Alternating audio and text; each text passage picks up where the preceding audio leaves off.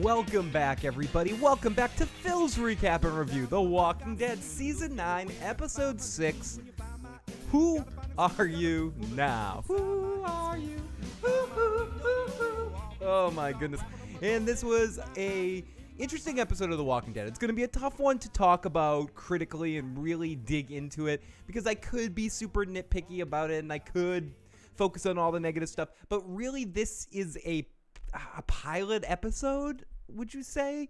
Or the start of something else. The last episode really did conclude a big, not just a season, not just a half a season, a chapter, the whole Rick thing. And this episode had a very newcomers kind of feel to it. And some of these characters that are being introduced right now may be more familiar to other people rather than myself, the people that are familiar with this section of the comics. So all these characters are completely new entities to me. So this episode, I can talk about how little or how much I cared in certain sections, but really it's going to take a little time with some of these characters to see whether I give a shit or not. Tonight there was a little bit of an element of, I wish I had a little bit more of a transitional time. A 5-year time jump, or it seems even more, is a little difficult at times to grab your balls around or something. But I'm not sure how I feel about this episode after watching it. And I'm not one usually for not having an opinion right away. But ultimately, I don't know how I felt about it. I don't know. I mean, if I had Joe here, it would be a lot easier. Joe would be like, Phil, this is what I think. What did Joe think? Joe thought it sucked. But no, there were some elements of it that I could see going into a good direction. Did I think this episode was the most exciting episode ever? No, because it required a lot of exposition to introduce new characters. And the way that they introduce them was just shitty. And the dialogue is still pretty crappy on this show for the most part, with the exception of an occasional scene here and there. What I did like was the end of the episode with Carol burning the saviors, and the way everything ended off with, what were those whispers and sounds with those walkers at the end? They were talking? Were they talking? In that whole section, even though I could give little care about Eugene and Rosita, seeing all that was somewhat exciting and filled me with some, whoa, what's going on? What's going on right here? But I think as a whole, the episode needed to do a lot of things. It needed to set up a lot of things for the future. It needed to introduce you to a new slew of characters, which I assume, again, from not being familiar with the books at this point, which I assume are characters that are important moving forward. So they need to introduce these characters, make you give a shit about them, make you focus on them, make you want to know more. And they were somewhat successful in that one. I just found that little new group a little too plucky, if you ask me. But who knows? Whatever. It was a little bit too, hey, here's the new characters. Bum, bum, bum, bum, bum. We'll see how it goes with these 3 weeks down the road, how I'm going to feel about it after a couple of episodes of this. It's hard to judge it right away with so many questions. How did the saviors sleep with Carol pouring the gasoline on them? These questions and more need to be answered in this 60 minutes. Hi, this is Phil, TheIssuesGuy. Tonight, we're going to introduce the hard questions. How does a 6-year-old fire a 44? And why is she carrying it around the house? And how the fuck? No. But I'm not alone. I might be alone right here babbling to you, but I'm never alone when I have with me, let's get them in here, the live motherfucking chat. Here we go. Magna. Magna. Liquid magma.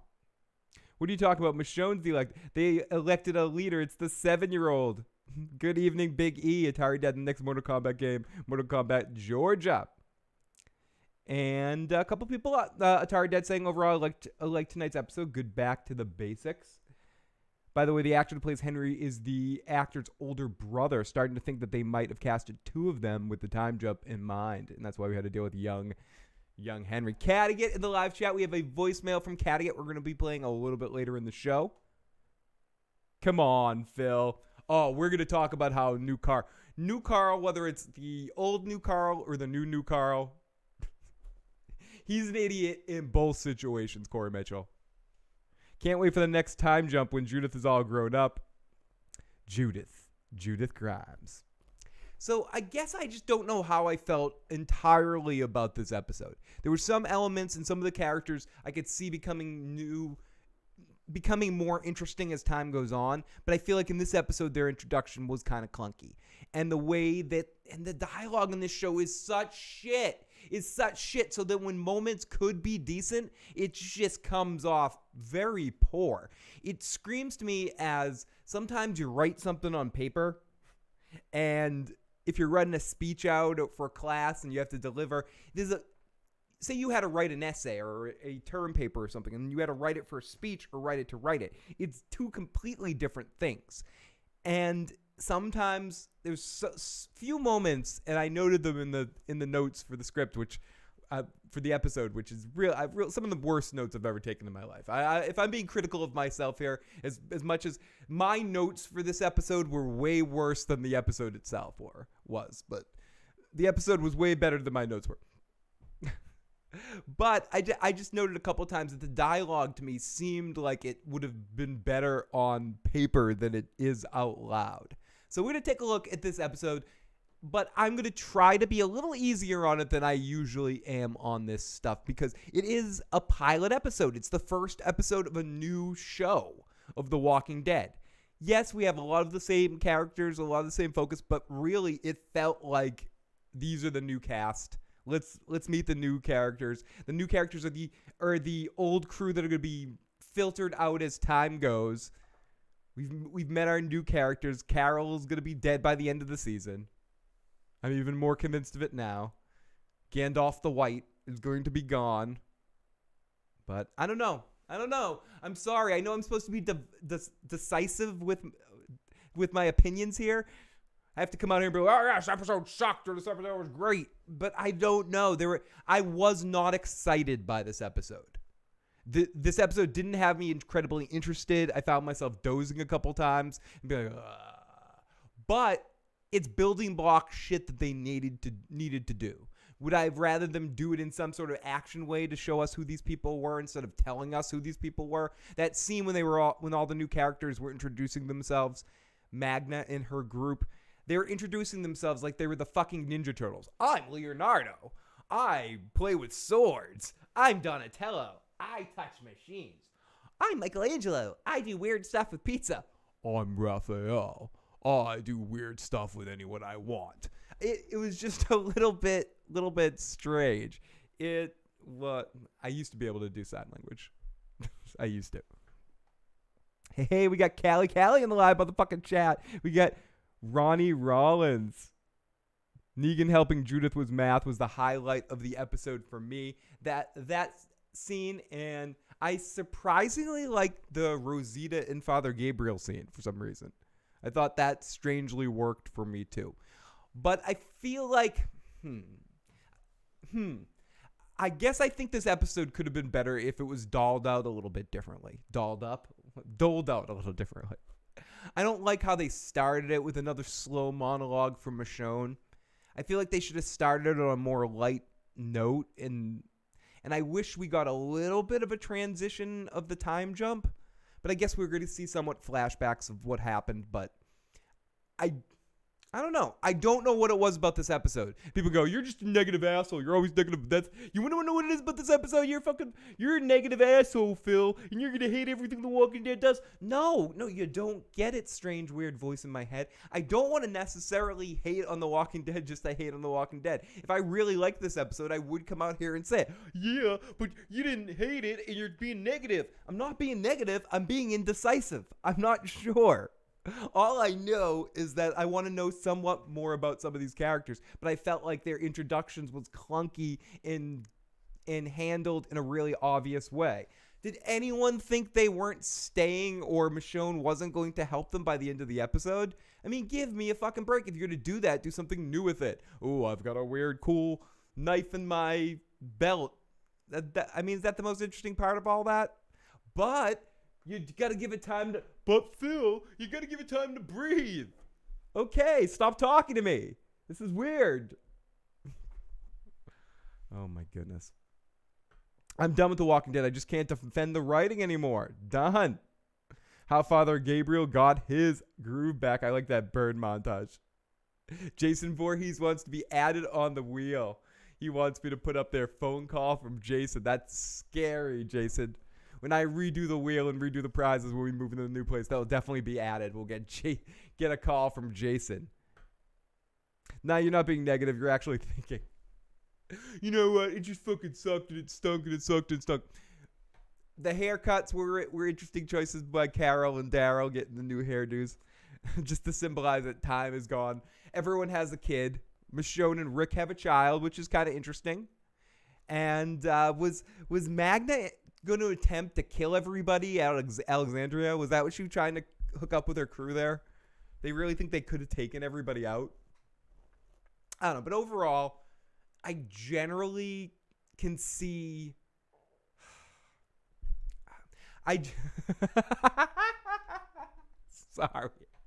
Sorry, everybody. I can generally see where maybe I could get to enjoy some of these characters. But I just wasn't excited by much in this episode. And I wish I was more into it. If Maggie's done, are we just not going to make it to the hilltop? Is the hilltop thing going to just ignore? Or going to be a big bust? How are they going to explain the fact that Maggie's going to be gone if people don't know? Last episode was also Maggie's last episode. She will not be back on The Walking Dead as far as I know. So they have to explain that somehow. Is Hilltop just going to be destroyed? Or I don't know. It's going to be interesting to see how that plays out. I thought the best parts of this episode were in the last 15, 20 minutes of it. And I guess my whole thing with it is I feel like if you're coming off the death of Rick Grimes and you're ending the series and there are some people that might be tuning in for the first part of the episode just to kind of see whether they should keep watching The Walking Dead after Rick left, I'd want to start off the episode as fast as possible. And maybe this is just me, but I've said this many times. The Walking Dead does not do slow well for me. Or character establishing. Not since the very beginning when they introduced new characters. And this episode was a lot of it. And in a lot of slow-paced stuff. I would have tried to start it off somehow with that whisper tease that we got at the end. Doing that towards the beginning and then showing the impending doom all around while this other action is happening. Excuse me. I think it would have... I don't know. I just would have liked them to start a little bit faster. Then you could have slowed things down, done your character exposition, introduction crap. But I needed to be bit right away to say, okay, we're going to show you what kind of show this is going to be without Rick Grimes. Balls to the wall action. We're going to fucking kill off Eugene in this opening scene. Just have Eugene get killed by one of these talking walkers.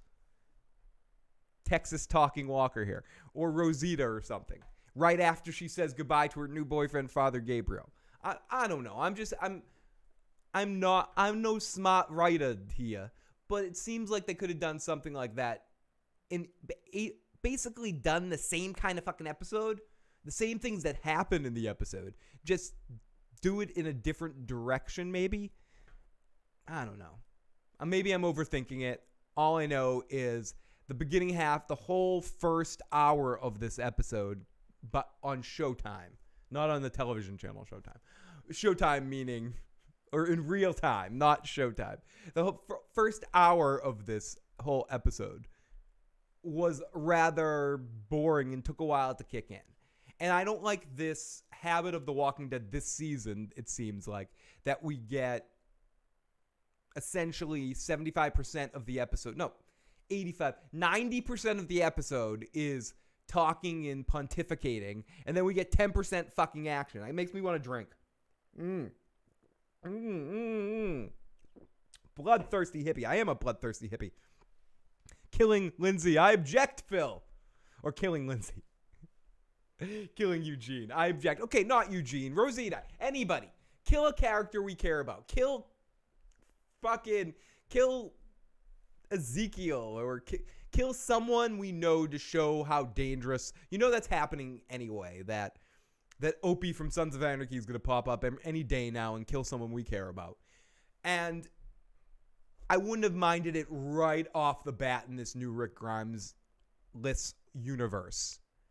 But instead, we're introduced to these new characters that we're going to care about that are going to be like Freddy Krueger victims by the end of this season, I assume. Like I said, I have no clue what's about to happen. Let's go. Kill Daryl. Get it over with. This show is over yet. Can we watch someone else? We have two more episodes of The Walking Dead. And then, as we've honestly said before, for all you people that are like, Joe, Phil, why the fuck do you even talk about the show if you don't like it? We have 2 more episodes after this. And then Joe and I are going to have a discussion, maybe even a vote, a poll from you guys, possibly, to decide if we're going to stop recapping The Walking Dead episode by episode. We will still talk about the show as part of a bigger block, but Sunday nights will be used for other things for the second half of this season. We'll still talk about The Walking Dead until the bitter end, but maybe we won't do full episode recaps or make an episode recap as part of another show where, say, half a show on Sunday would be about The Walking Dead in lesser detail without the full recap, just kind of our thoughts about the episode. And then also pick another subject that we're talking about that night as well. Like favorite Nightmare on Elm Street movies or something ridiculous like that. Which we kind of talk about anyway, but you know what I mean. It will become less must-see, recap-y crap. But we'll see. We talked about this last season too. We're giving it this first half of the season, and then we're going to decide whether we're going to recap every episode. So we'll see. This is the first of the 3 new episodes from the new season. Will they hook me to the point, and not of saying, will I want to watch this? Or will I want to keep recapping this week to week? People are like, I don't give a fuck. Stop recapping. We can give 2 shits less. Holy shit. What other subjects that be? Daryl never dies. Don't speak that evil, says Johnny. I like polls. These forced relationships have no chemistry. Kill Daryl. The pacing of the show is awful. They make everyone talk really slow. Who does that? Well, Callie. Sometimes. Sometimes I do. Imagine if I did that podcast and that. I mean, it may get to that point eventually in my life when I start to really slow down, like next week when it all catches up to me. And the podcast is at this speed. When I sound like I'm faking being a machine. Please kill Daryl, says Tim Gersh. Just waiting for Vikings. Vikings is also coming on the channel very soon. The first episode may be a little bit weird for us because that is the actual day that we're moving over those 2 days. But I will definitely be talking about it somehow, even if it is just from my phone, watching on a stolen computer stream of it, and then starting in on the second episode. But I can't wait to talk about this season of Vikings. It's going to be exciting. Only 5 million people watched last week's episode. This show did 3 times the ratings. And that's interesting. In the Rick Grimes' last episode, I would have thought it would have done a bigger number than that. They also kill off characters for shock value instead of because of their arcs. Atari does. I said I like Gabriel better with Ann Jadis. At least both of them were weirdos. It's not as bad as Fear the Walking Dead, says Johnny. And let's keep going with the chat for a while. Having fun with the live motherfucking chat. Ellie says, Rick and Michonne had zero chemistry, no chemistry. Now, Father G and Ezekiel and Carol, just stop it already. And Wardrobe couldn't come up with a better wig than that for Michonne. Judith calling her mom, ugh. You should do recaps of Season 3 of True Detectives. You bet your ass I'm doing recaps of Season 3 of True Detectives, Big E, whenever the hell that's coming out. I can't wait. I didn't dig on Season 2, but Season 1 of True Detectives is amazing. Pre says, I'll be here for Game of Thrones. Cannot wait. I also cannot wait. It seems like forever since we've really talked about Game of Thrones. As you guys know, Joe and I like talking about, the episodes that happen, not so much pontificating and babbling about it. But we will be going back to doing some of that stuff as we're both itching to talk about some Game of Thrones at this point. And hopefully we'll be getting a trailer soon, some images, and everything will really start to get in line for when the hell that final season's going to be. Final 6 episodes. Okay, let's zip through here. Oh my God. Hello. Hey, how are you, Robert? And we got Lady Laura Dane in the live motherfucking chat. Felicia. That is a very cute looking emoji right there, Felicia. Rick's final episode went from a 2.0 to 2.1 in the ratings. Ugh. 5 million for Rick's final. I blame you, Phil. I blame me as well. I blame myself and Joe. We'll take full credit and responsibility. It's our fault that people think even minorly negative about The Walking Dead. The Walking Dead's great, and Joe and I have soiled it because we're just negative, angry assholes. I love my searching. Did Carol borrow Frank Nicotero's wig? Greg Nicotero's wig. Rick loves Michonne. Eugene loves Rosita. Rosita loves somebody else. You just can't win. Love stinks. Love stinks. Oh, yeah. Love stinks. Judith is such cringe. Okay, so why don't I stop my barking and start my sparking? And I gave my whole big entry point. I stuck it in really awkwardly as usual because can I do anything not awkward? I, like Eugene, can never do anything not awkward. And I can't just say, you know what? I hit everybody. I didn't really like this episode. I mean, I didn't really like this episode, but I won't go as far to call it shit except for the dialogue. Because introductory episodes are difficult. I'll cut it some slack and wait till next week to really see how I feel about some of these characters. Because I have a little bit sometimes of new character avergence on a show. It takes me a little while to get used to them. And I wasn't on board with the new characters quite yet, but perhaps I will be eventually. It seemed a little bit like the Smurflings to me. It seemed a little Smurflings to me. And if anyone watched the Smurfs, they'll know what I mean. If you didn't, you'll be like, what the fuck are you talking about? But that's what it seemed like to me a little bit, or the Scrubs new cast thing. But I'm holding out hope that they become interesting and make me go, oh shit, these are really new exciting characters. I can't wait to see what they do. But so far, so bleh. So far, so I'm so excited. Oh my goodness, I'm out here today. I'm excited. I'm a crazy son of a bitch, and you know what I'm really excited for?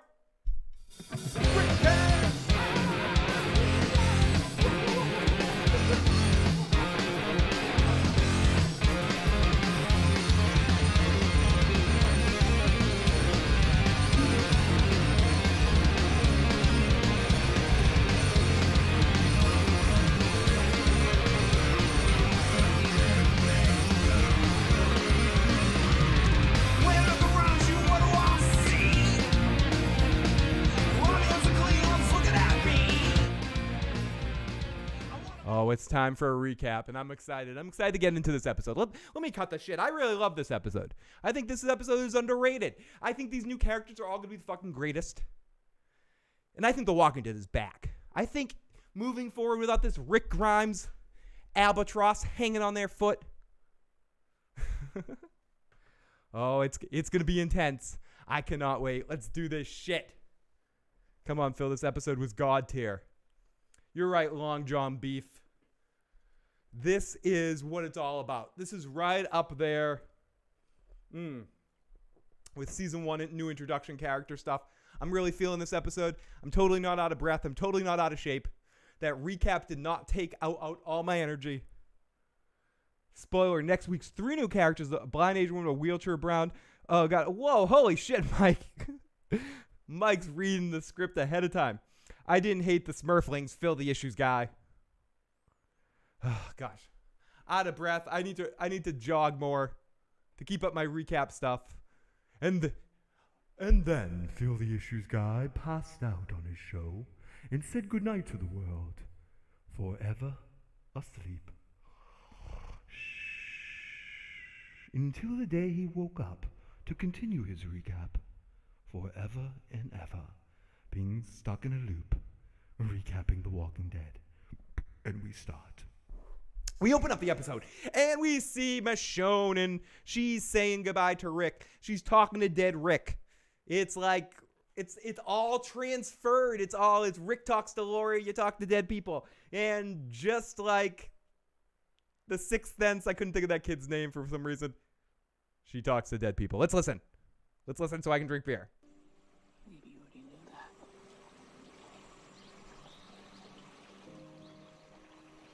But it hasn't gotten any easier.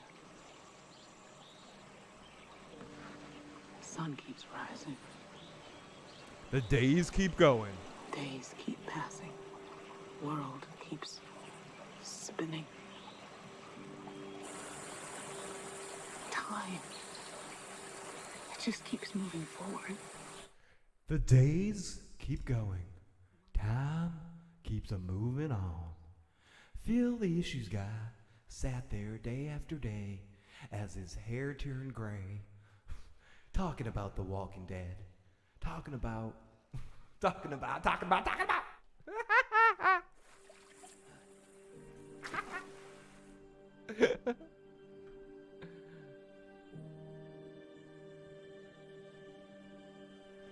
Okay, well, there's a lot of music here, not a lot of dialogue. So we open up to another Michonne and Rick scene, but this time it's dead Rick. We see Daryl walking through water. Daryl's getting food. We get a Walker Swamp thing that looks pretty cool, but Daryl's wearing some bad wig on his hair.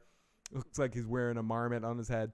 Carol's married with silly long hair. Since she's the queen, she needs to have her silver hair and her dragon. And we see how things have progressed.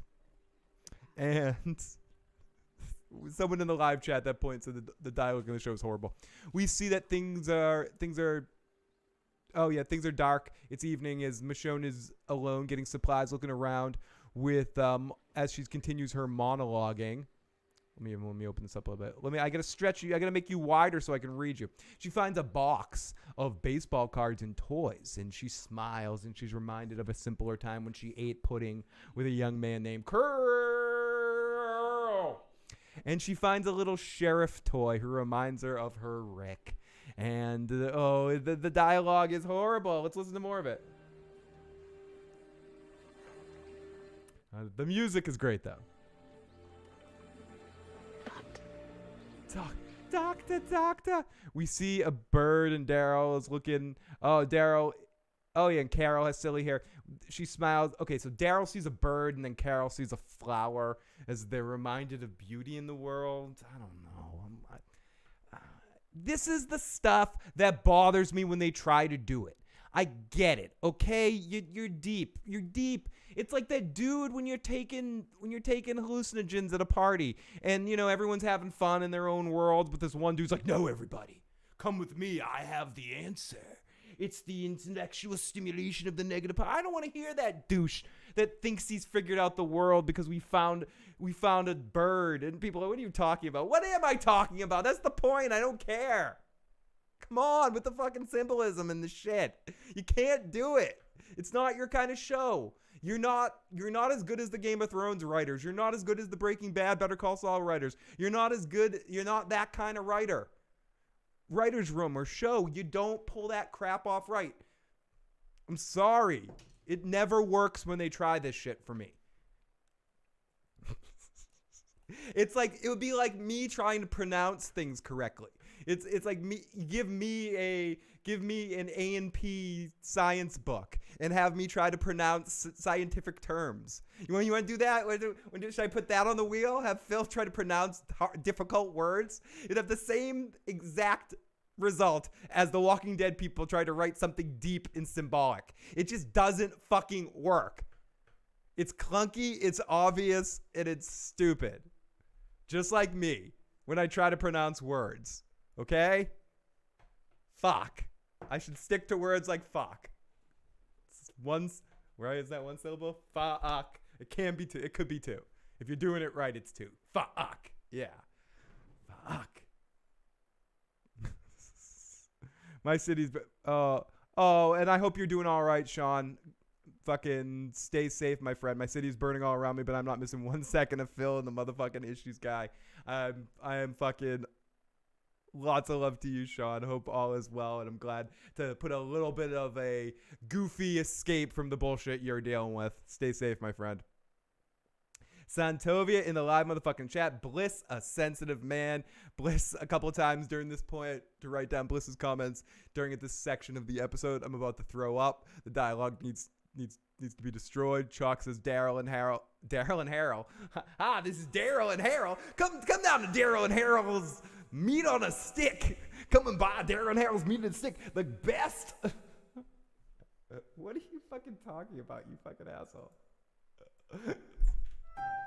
Ladies and gentlemen, make sure you come down to Daryl and Harold's Meat on a Stick, conveniently located at the intersection of routes 1 and 60. Call 1-900-EAT-A-STICK. Now make sure when you type that out, it's eat a stick, not eat. You know what I'm saying? You know, we get wrong phone calls sometimes. So come get some meat on a stick. That's 1-900-MEAT on a Stick, conveniently located at routes 1 and 60. Thank you. What a world. Barbecue sauce. So, let's go. Let's continue here. I almost forgot her name. We should trade The Walking Dead. You should trade The Walking Dead to make Phil say big words. In the comics, Carl and Carl's daughter, Sophia, are still alive. Ellie deleted something before I had a chance to read it. Blame the media and the producers for that entire debt. If they didn't try to cram identity politics on our show, no one would be complaining about forced diversity. Interesting discussion going on in the live motherfucking chat. We can do a whole podcast on that stuff. Negan and Michonne hook up. Someone was saying they wanted to see more of the Negan and Judith stuff. I'd like to see, it was Tom himself, so I don't know if he's serious or he's trolling, but Tom says he'd like to see more of that. I would kind of like to see more of that too, as in threat to piss Joe off next week. Again, I think Negan was somewhat better in this episode. I think the character's evolving. Jeffrey Dean Morgan's finding more shades of ways of delivering lines while keeping the same identity of Negan intact. I think he's definitely a top-level actor, and you're seeing it in practice, even when the character's written stupid, and even when he's not necessarily getting a ton of screen time. I think less is more with that character. My fear is the point in time. My fear is the fear of The Walking Dead. My fear is when he inevitably starts getting more screen time, because it's going to come. And is he going to start mugging for the camera again, or is he going to stay in this pocket that I feel like he's gotten into to a certain extent in his scenes in this week? As I almost want to pull up the rant from last week to get Joe yelling at me from a distance. Judith's actress is way better than Carl at her age, or even now. No, her name is JSS. We did not know Enid's sighting, because I get that we will see her next week if we make it to Hilltop, or she will be our rep. She'll be like the remaining survivor of Hilltop, because she'll JSS her way right out of that situation. The best thing about this episode was no Tara or Enid. Santovia, as always, dropping mega knowledge and honesty right there, and Santovia gets the dick in a word of the night. Dick on. Yeah, you get the dick on award of the night for being awesome, because fuck yeah, you're absolutely right. Atari Death says, but right now I feel like I've gotten to the point where people. We'll talk about that in a different show. Again, that's a different show altogether. Not everyone knows she's the house bestie. We see so let's get more into this fucking recap and get through this fucking episode. And, yeah. So everybody, hi. That's all, folks. So that's the end of our episode recap here today. So we see a bird. I left on this all the shit. Daryl and Carol with the silly hair. They smile as they see a flower. And then we see Michonne with toilet paper just to kind of fit back into that theme. And Michonne is doing all this for you, and she hasn't given up, talking to Rick or Carl. I don't know who she's talking to. One of their ghosts. So then she is up on the horse, and she's looking at. Well, we see that this is all her talking to a dead bridge. So we come back in, and everyone's singing, "Hey Jude, don't make it bad. Oh, where the fuck are you? Did you sneak off again?" And this is where stuff starts getting a little not confusing, but just all grouped together as the new folks come over. Aaron doesn't look too happy as the walkers follow them over there too. I feel like the walkers are like the new family in town come. But so let's listen to this introductory scene when we meet a bunch of our new characters as I get a little drunker. Let's get a little drunker. Miles Edward O'Brien, play it. We owe our lives to Miss Grimes here. We still need our help. Hey, Jude. We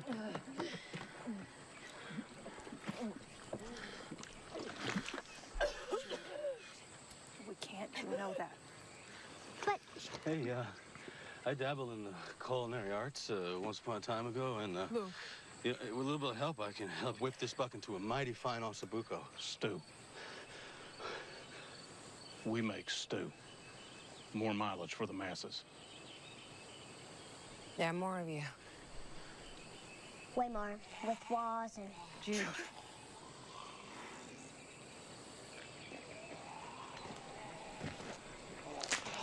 Incoming!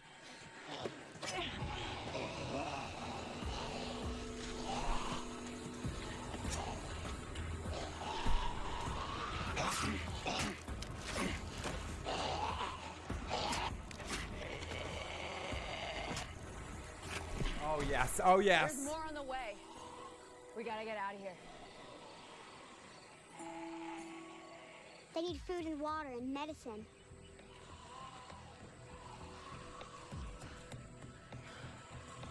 If they don't go, I don't go.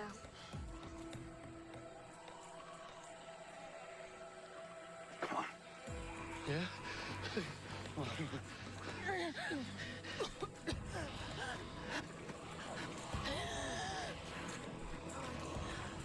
So our new folks come in. Tom, you're a fucking motherfucking assholes. Tom himself, I love you, buddy. K-Rich says, this felt like an epilogue and a vague promise of more to come. I think that's an excellent way of describing this episode. I that's kind of how I felt. There was a lot of vague promises of, this is going to be interesting later, trust us, even though it wasn't incredibly interesting to me in the moment. Not sure I care what happens next, but I'm not sure if I can actively say I can judge what's going to happen next on tonight either. In that sense, I agree that I'm like, do I really give a flying fuck burger what happens? But I am. They also there were litterings of potential. Someone was peeing some potential over the grass of this episode. And so the new folks come over. They want to join, but they don't want to join. Yeah, okay. So then we go over to Carol and Jerry. She had a baby, and she still doesn't want to deal with the queen shit. Just doesn't want to deal with the queen shit. God. Not falling apart? Our loyalty to you, my queen. Jerry. Married to the king, mother to the prince. You have to accept it at some point. If I haven't after all these years, it's probably not gonna happen. Oh, no.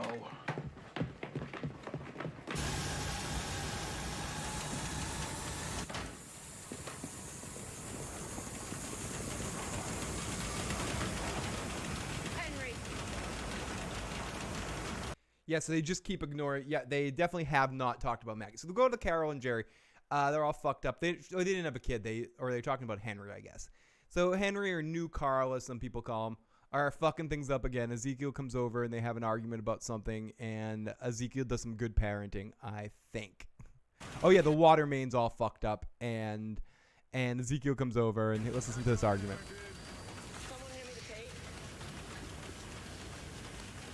You hold our record.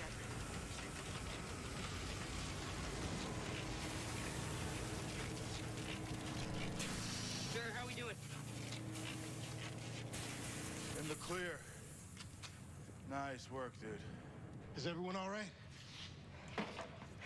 Another pipe went. Henry fixed it. These meager provisions.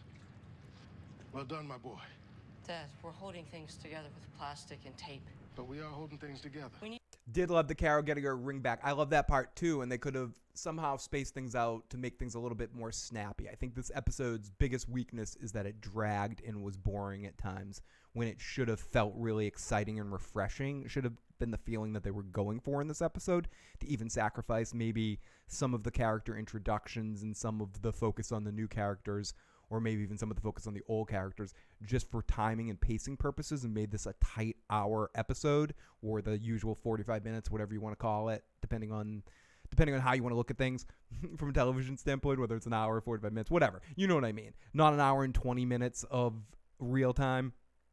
It made it drag and felt a little bloated and unfocused to me at times. And the more I'm thinking about this and digging apart, I'm coming to that point, that not every one of these hour dramas need to be stretched out to an hour and 20 minutes. There's something just in your mind, in your clock for, especially a show like The Walking Dead, that when it's past 10 o'clock, I'm looking at the clock, oh God, it should be over. And they should save the hours and a half or the hour and 20 minutes stuff for season finales, or if it's something that they feel is a longer, stretch it into a movie or something. I feel like having almost every episode be an hour and 7 minutes. I know it's mostly done to put more commercial breaks in, but this episode felt like it could have done from an editing trim a little bit and made it feel just a little bit snappier. I feel like Tom Hanks in that thing you do. Come on, Jimmy, go to your room and write that hit song Alone with Your Principles. You need to make it snappy. Tools. Someone who's trained to use them. Henry, we've discussed it. No, you've discussed it. I'll be late for supper. Don't wait for me. Henry, I appreciate your passion and your honesty, but you had best watch your tone, son. Yes, sir. I'm sorry.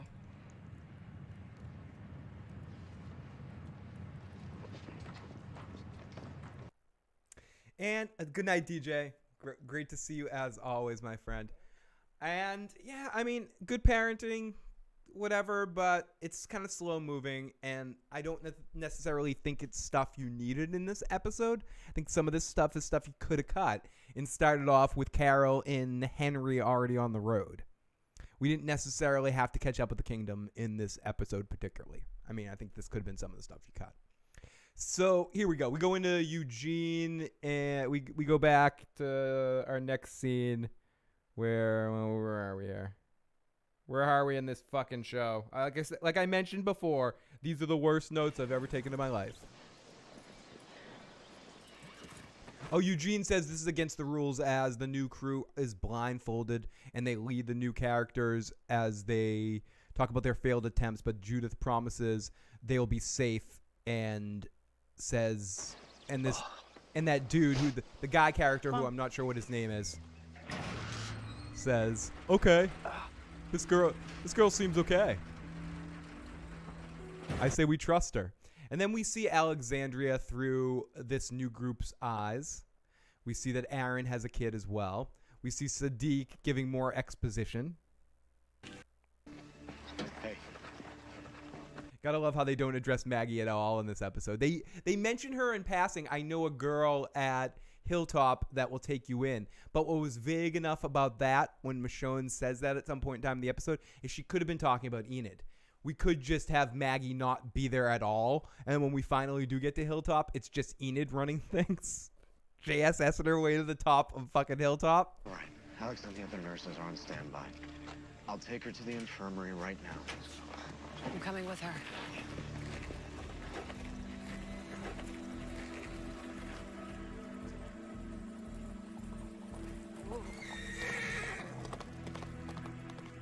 Kattegat sums it up really well. Not much happened in this episode. I mean, new characters, Michonne was a bitch, Eugene broke his leg, and more babies. The end.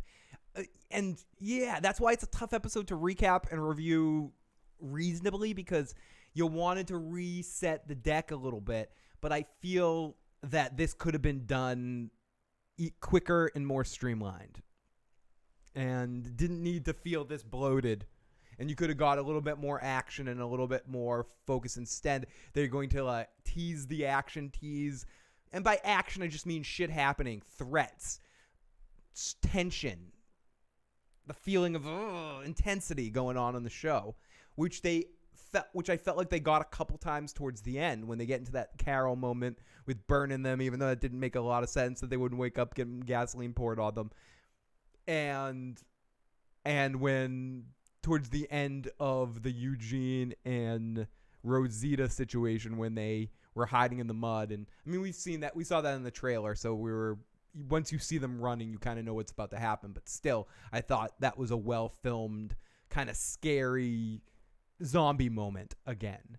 And as always, unfortunately, I'm a broken fucking record. I just keep repeating myself. There's someone in my voice always going on and on and on because I never keep my mouth shut. I constantly hear this voice in my head. I hear it all the time. Just you keep talking, and I can't help myself.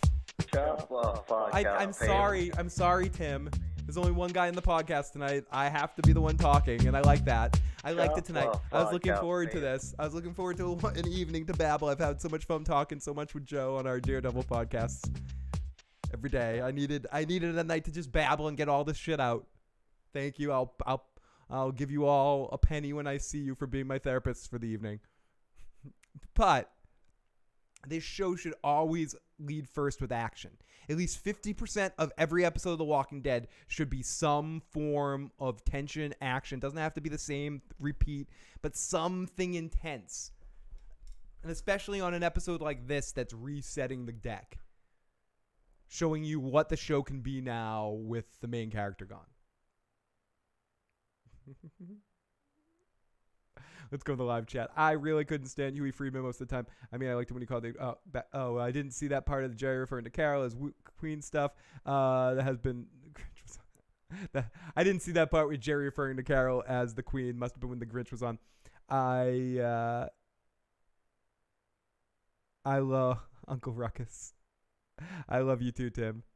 Boondocks seasons 1 and 2 were awesome. Oh, we have a Boondocks fan. Great stuff going on in the live motherfucking chat as always. So if you guys want to get in some really awesome discussions, whether it's about the episode or anything else, or just silly fun or important discussions, you can get into the live motherfucking chat if you subscribe to our channel live. So if you're listening to the podcast, make sure you check out the YouTube channel, Phil the Issues Guy.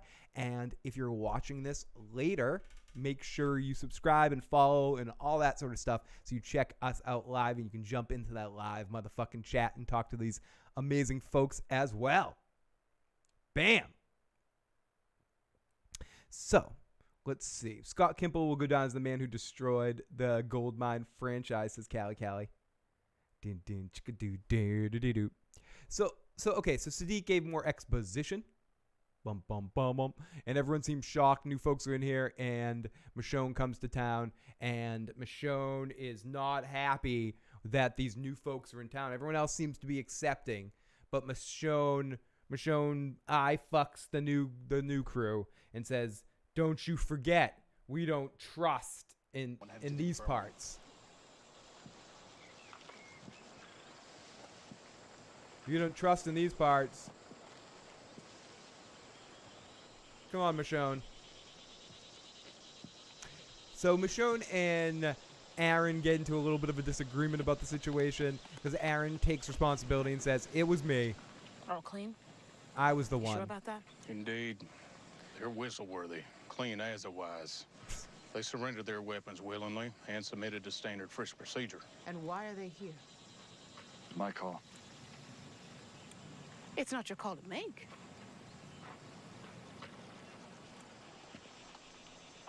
I decided they needed help. Judith, you know the rules.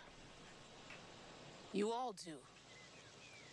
Thing is, they're here now. And one of them's badly hurt. Sadiq's checking her out, but look, no disrespect, but maybe their fate is something we should decide together. It'll be dark soon. First thing tomorrow, we can bring them before the council for a vote. The Council of the Elders? Okay. Put them in holding.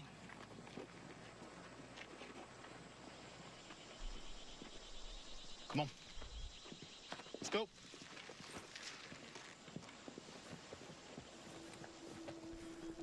So they're going to vote, and Michonne brings them into the holding thing. So we come back in with Ezekiel and Henry as they're saying their goodbyes. And it's almost like the last time they're going to see each other. Goodbye, Dad. This is for the man you become. Listen, We'll son. never see each other again. Listen, son. I love you. You're the boy I've always wanted to be. Thank you, Dad. I've loved being a good influence on you. And Dad? Yes, son. I'll totally see you again. One of us is totally not gonna die. I believe it too, son. I believe it too. We'll meet again. Sure we will, son. This music totally is symbolizing we'll meet again. And not one of us is gonna die tragically. I agree. Neither one of us is gonna die tragically. If we could bring the communities back together as full partners, it would change everything. We're gonna be fine. He's gonna be fine. He sees the world as it should be, not as it is. We're gonna be fine. Everyone's gonna be fine. Whenever a character on a TV shows, we're gonna be fine, everyone's gonna be fine, no one's gonna be fine. He's a dreamer. Wonder where he gets that from. Nothing wrong with that. This world could use a few more dreamers. And a few more of those who pull us down from our flights of fancy back to Earth. Who at Hilltop will be there for Henry? Cheer up, sleepy Jean. Oh, what can it mean? Daydream believers, you fucking shady fucks. Okay, Miss Sunshine.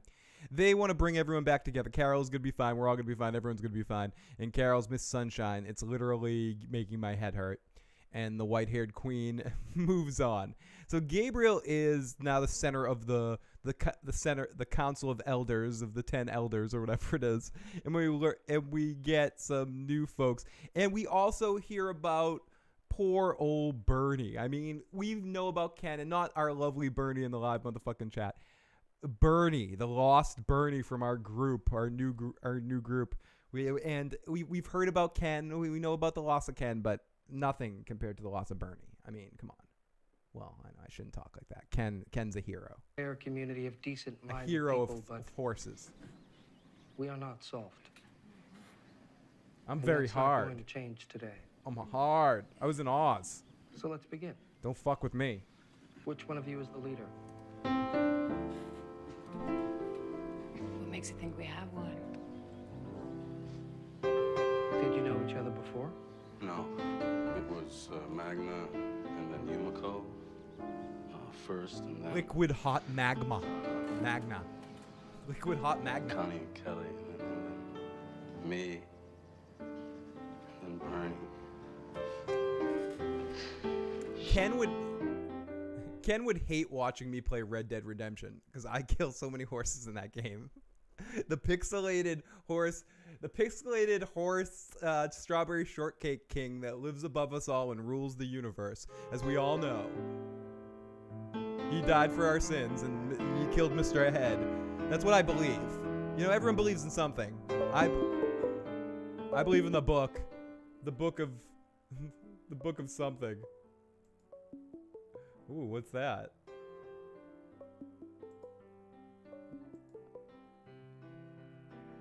I hear a sound. It's twinkling in my ear.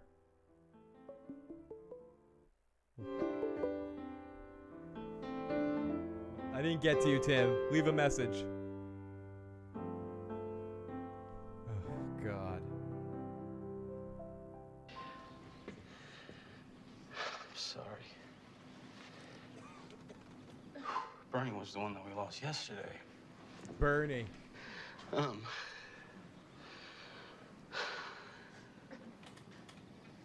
There were others, of course.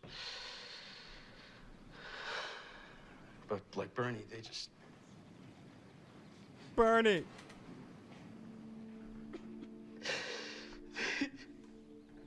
Not Bernie. They didn't make it. Who were you before? Me? Before all this? I was a music teacher. I taught funk. Waited tables at a truck stop. My weapon's the bow staff. I use nunchucks. And what's your superpower, Magna? I fire electric.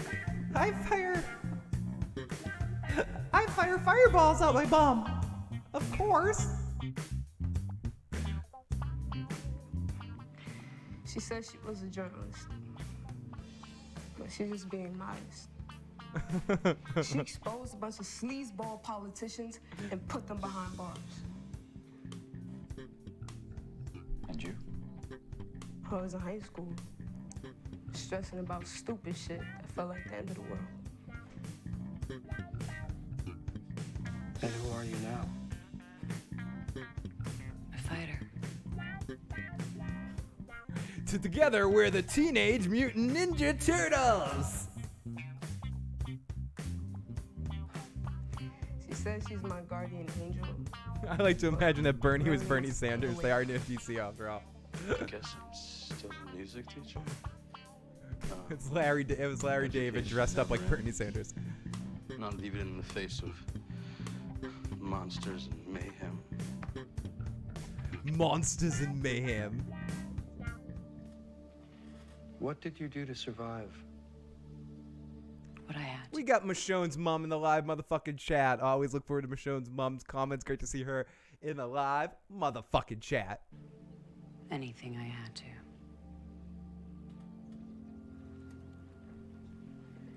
She says she never gave up, but me, I grew up. I don't know. Things like that. Never grew up. Never give up, but I grew up. Like, you're writing it on paper, and it sounds good on a page because it's somewhat poetic. But when a line delivery happens, when you're an actor trying to be a real person delivering a line like that, it doesn't work for me. Fuck. So listening back to some of this dialogue is painful. It's a shame. It's a shame because I think sometimes the dialogue in this show attacks the scenes. And I'm starting to try to put this together, okay? Because I don't want to blame some of these actors. I don't want to blame the cinematography. I don't want to blame even the stories. A lot of the shit on this show has been coming down to dialogue. I mean, yeah, some of the decisions are bad, but you can forgive that shit if things are interesting and compelling when you're listening to it. So when this show is stinky, when the turd is smelly, it's smelliest because of the dialogue. I think if they could hire somebody to punch shit up, maybe that could be helpful. Because I don't care if the storylines are concise and complete. But if what they're saying is stupid and long-winded and overly pontificating and overly flowery nonsense, or just obvious, hey, I'm doing a podcast. My name's Phil, and I want to let you know that the Phil podcast is great. I've been doing this for years, and I'm telling you all about myself because this is who I am, and I just talk about myself. Yeah. Or, I mean, that's not a good example because that is me. But you know what I'm talking about. I don't think I'm making complete nonsense. I think I'm making some sense. Not nonsense. Confucks. I wish I kept track of that shit. The silly words I make up. But it's a good word. It's a good fucking word. Okay. So let's continue here. So we learned the new folks. We lost Bernie. This scene reminds me a lot of Rodney Dangerfield Back to School. Now, I have a question for you. One question in 37 parts. I'd like to put him in 37 parts.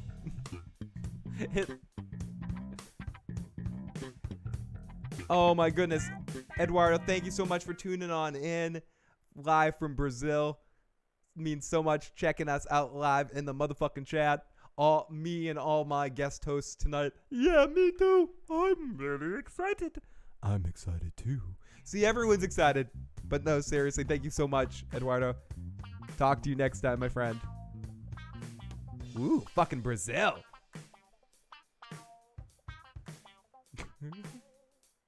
The writing is bad. We never did have Bernie. We could have had him. We could have had him in our hands, Sitovia. The Bernie was fleeting. Fleeting in the... I'm in a ridiculous mood. Hi, everybody. I'm in a goofy mood. Tonight.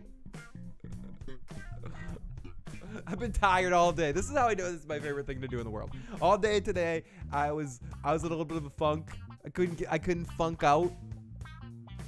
It's either you guys or alcohol I really like. Can I say both?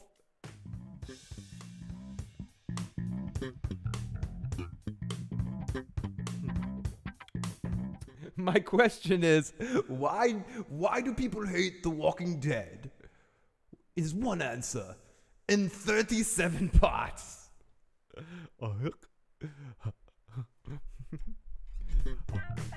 Hi everybody, this is Goofy. It's time for the Goofy After Hour show. Let me sit on your lap. I'm gonna fall on your balls. Goofy. Okay. Look up Filthy Frank's video, Goofy's Trial. Funny shit. I will definitely look that up. I have to set myself a reminder of that. That sounds funny as shit. Okay, so we learn about our new folks, Bernie, and we meet our new crew of plucky fighters and lead characters. This intro is written bad. And a lot of time is spent here with verbal exposition telling you what kind of people these people are. That the gentleman character, I forget his name. Balls of Fury guy, I believe is what we're referring to him as right now. He gives a monologue in this scene. This is when I wrote that. Thank you, Thornton Mellon. He gives his Thornton Mellon speech here. And it's, again, a decently written monologue on paper, but the way it's said and said out loud, it just doesn't work. And yes, that's my one-trick pony complaint tonight. You know, every time I like to have one new little complaint. My new little complaint is that the dialogue is alright written, but it can't be said out loud because it's stupefied. Speaking of stupefied, Michonne comes in there. She's got more questions. Michonne knows that something smells stinky here, and she smells steel. And she questions Magna. It's like, listen, Magna, I don't trust you. What's this tattoo? You were in Oz. I know you were. I can see it. I can hear the music. Dan. You were in Oz. I know it.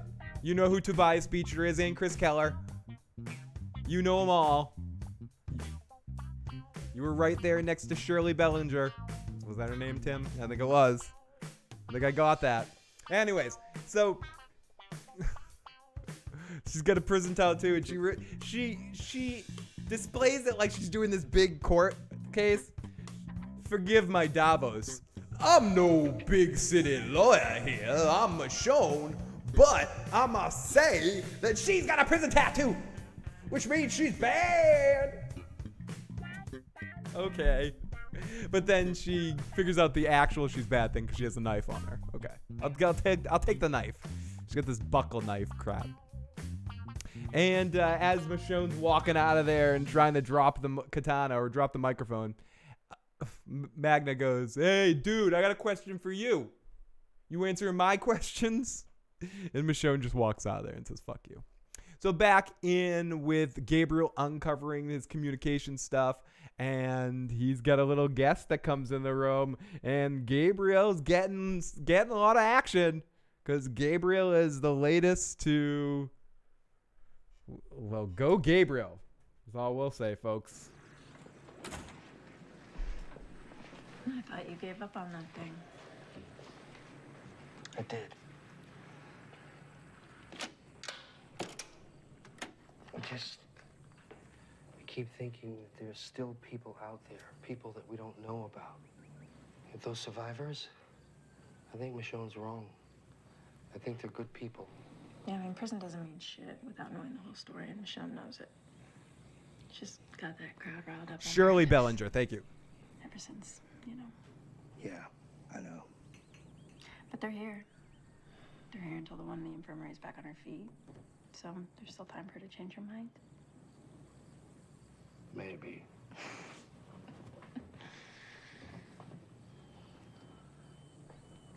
I was talking to Eugene. He thinks that if we went further out, And I have to say, I might be being hard on the show. I thought this scene was not bad between the two of them. I generally do think the actor, what's the fuck's his name? I always blank. Gillian, is it? I forget what his first name is. Terry Gilliam's a different guy, but whoever this actor is, whatever his name is, I always blank on it. He's awesome in everything he does, and as much as I don't necessarily always love the character of Gabriel, he commands my attention when he's on screen, and he continues to do that. He's one of the best actors left on the show. He was awesome in Oz, awesome on very good on The Wire, and I generally really like this actor. So maybe I'm trying to find the high points in each episode, and I appreciate characters that I have anger towards or frustrations with when it's because the characters played well. And he's a case that the characters played to what he should be, and it frustrates me. And also he has shown character growth from the time we've seen him until this point. So I'll give Gabriel some credit, and Seth Gilliam. Thank you, Santovia. He's a fine actor, and he pushes through. And I generally enjoyed this scene for the most part. I thought him and Rosita, albeit forced, especially the romantic aspect at the end, just from a interaction standpoint, had a good acting scene here where there seemed to be some stakes, seemed to be some cool dialogue going on back and forth between them, some action moved forward with it. I generally was not bored by this scene. and set up a remote amplifier, we could boost the signal. Yeah, but you know what Michonne's gonna say. Security breach. Yeah, I know. Plus, trying to find people and reach out to them with that thing, it's like stumbling around in the dark. But think what we might find. Who we might find. What else might be out there?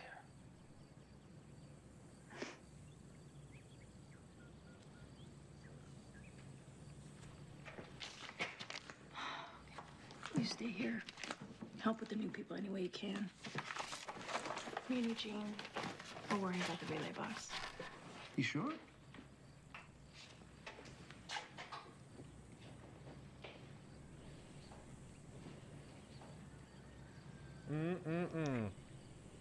Oh my goodness. Kissy face, kissy face, kissy face. Have I told you lately how amazing you are?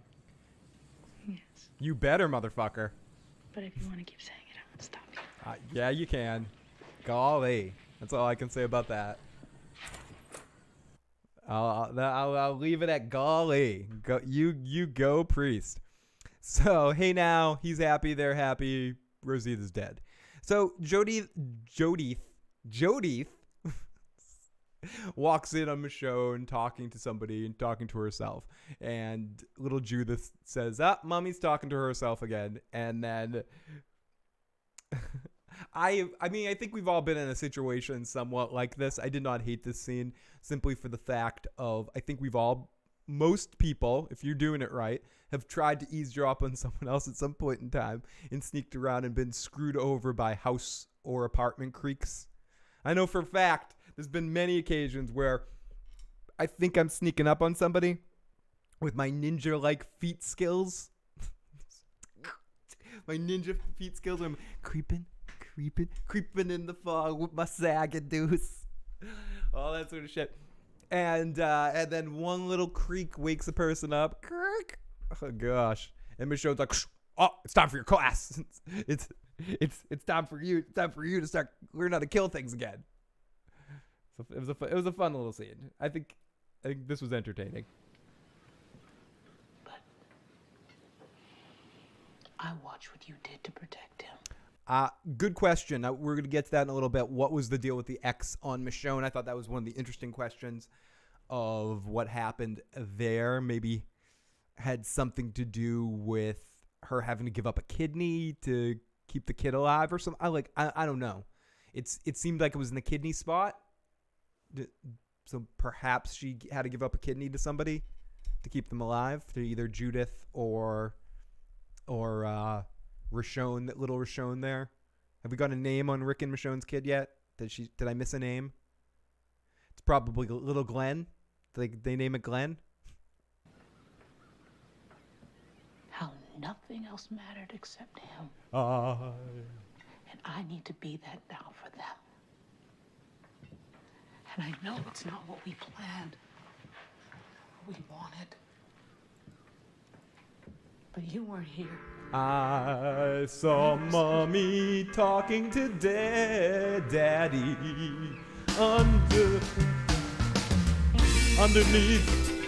underneath everybody's our baby.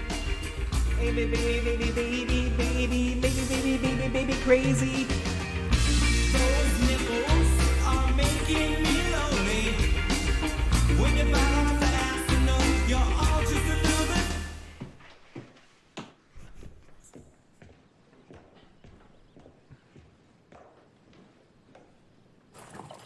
Tim F. Great to see you, buddy. You sure this is right? Wasn't the town? So yeah, Judith is forced to go train. No. So then Henry and Carol are heading somewhere else. Oh, and Henry, like a dumbass, falls into a trap. He hears someone screaming, and Stephanie screams while we're watching this. Who screams in the zombie apocalypse right now?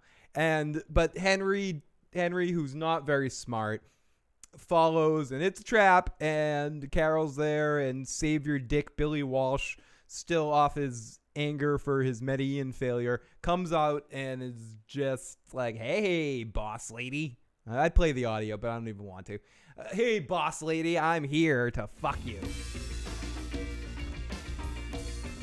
The kid's name is RJ, which I'm guessing is Rick Jr. Awesome. Thank you, Atari Dad. That's why I'm so lucky to have the live motherfucking chat.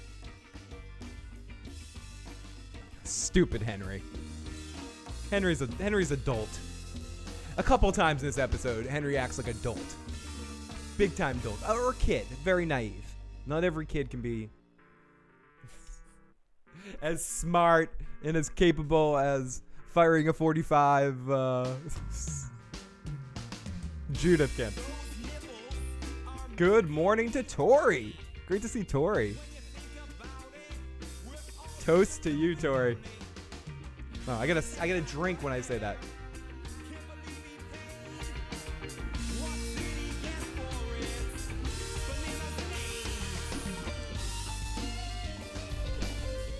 Okay, so Rosita and Eugene head down the road slowly. Eugene is asking Rosita.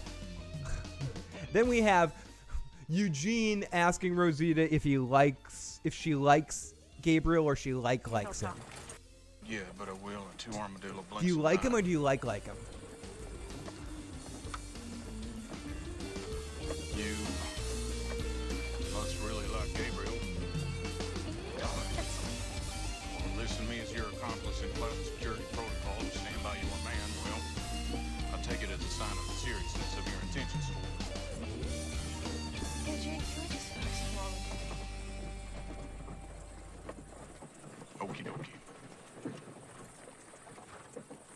Machete-wielding men in the cloth with zero depth perception aren't exactly a dime a dozen. I'll give you that. But that's not to say that there aren't other more viable selects available to you. Selects with equally distinctive qualities, belief systems firmly rooted in facts and science versus fables and fairy tales, generally speaking. Anyone specific in mind? Generally speaking, as I said. Right. Whoa.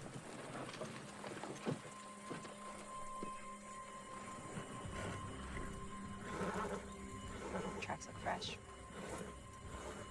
Maybe hundreds heading east. Cattegat. Lucky for us, west is where the deed gets done.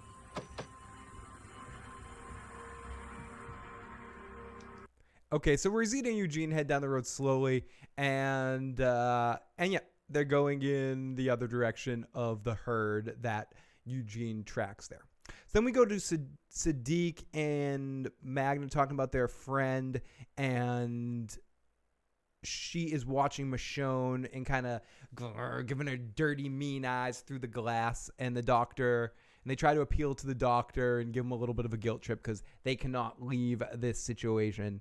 And the doctor's not giving them any ground. He's like, yeah, I'm a newcomer, but I'm a doctor. You know, I'm a doctor. I'm not a doctor. And conveniently, right when I showed up, the other doctor died. Isn't that convenient? So they totally need me. So I'm not useless like you guys. You guys can get the fuck out of it. You guys can get the fuck out of here. So we see Henry was fucked the whole time because Billy the Saviors, they spotted him a mile away. And he wants his shit. I thought this, I might be ragging on this a little bit with Billy Savior and all that sort of crap, but I thought this was probably the best section as one part of the section of the episode. Carol with these guys waiting and being like, oh, Carol's all happy, hippie, trippy, delightful. And then waiting for her to burn them all essentially and go all Daenerys Targaryen. She has the white hair now, so she wanted to go all Dany and burn them all. So the Dany fans are gonna come out of the woodwork and fucking kill me now. She burns everyone. She turns them all into a bunch of little Dickens, you know, and then you hear the people screaming. Dickon, Dickon, Dickon. Yeah, that's the burning song. So we'll hear the Dickon song again in the back half of the episode. So Henry was fucked the whole time, and let's listen to Henry be told how fucked he is. Convenience, see, this really ain't my bag, but times have been tough ever since Sanctuary went bust. This accent thing really isn't my bag. Sometimes I have it, sometimes I don't. You have in the world. Used to have more horses, but we got hungry. Could have joined one of the other communities. That ain't really my bag either.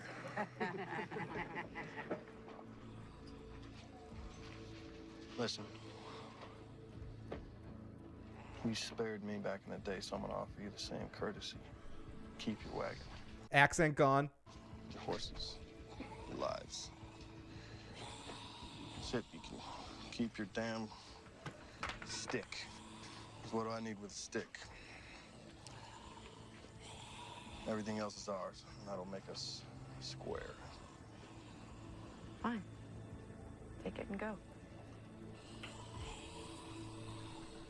So it basically ends up that Carol's like, yeah, take all my shit. I don't care. Take it. Take all the shit. Grab it. Put it in your pockets. Dance with it. Rub it off on your body. Just let us alone. It's all right. And then he wants the wedding ring too. And Henry's not dealing with this. They focus in on Henry's face. His little douchey face. Excuse me. Henry goes, well, me. And with 20 saviors with guns all around him, he takes his little Donatello stick and he beats the shit out of the leader. And, oh, God. I think I'll have that rock on your hand, too. Let's listen to this shit.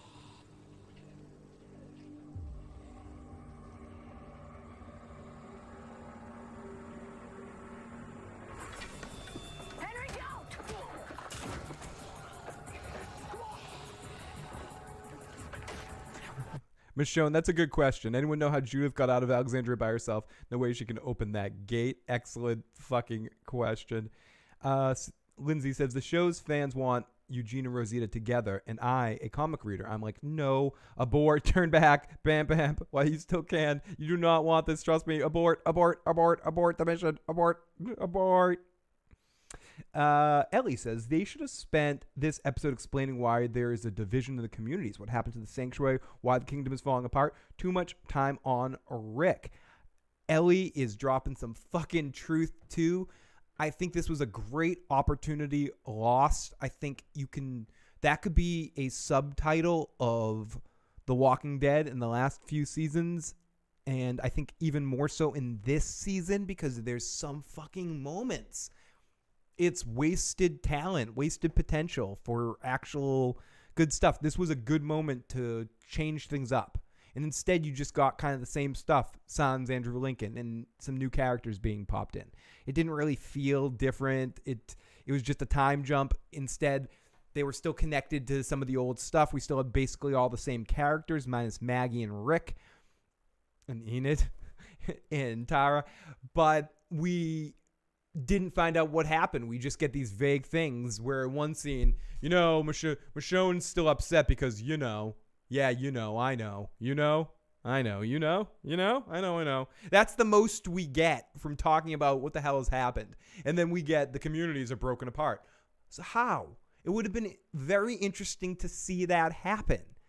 This time jump's convenient, lets you do the shit, but if you're not going to be really creative with it and do it in a way to completely wipe the decks out and say have just Carol be left and have everyone else gone or something. I'm not saying do that, but do something really crazy and reset the deck completely, or answer some of the questions that you set up with that last episode. I just don't want. I kind of want some of that. Some of the what happens after that bridge breaks down. Oh, the sanctuary is destroyed. Oh, that would have been interesting to see. What happened? How'd the sanctuary completely get destroyed? And why are you guys all still together? And I know yada, yada, yada, but, maybe a little bit of a transitional thing. Similar to what they did with that winter time where we're going through winter. Just some sort of time jump. Maybe one episode that transitions that a little bit and do the time jump at the end of the half season. So give us 3 episodes of the communities trying to make it work but falling apart because Rick's gone, or I don't know. I'm just fucking spitballing bullshit. And then have the last episode, kind of like what Vikings did, and have the last episode of the back season, half of that episode be the transition into this where you're introduced to Magna and all of them to start up the next half of the season with the new characters. I don't know. I'm just bullshitting. I'd probably complain either way, right? Right? I'm like, who are we kidding? I suck.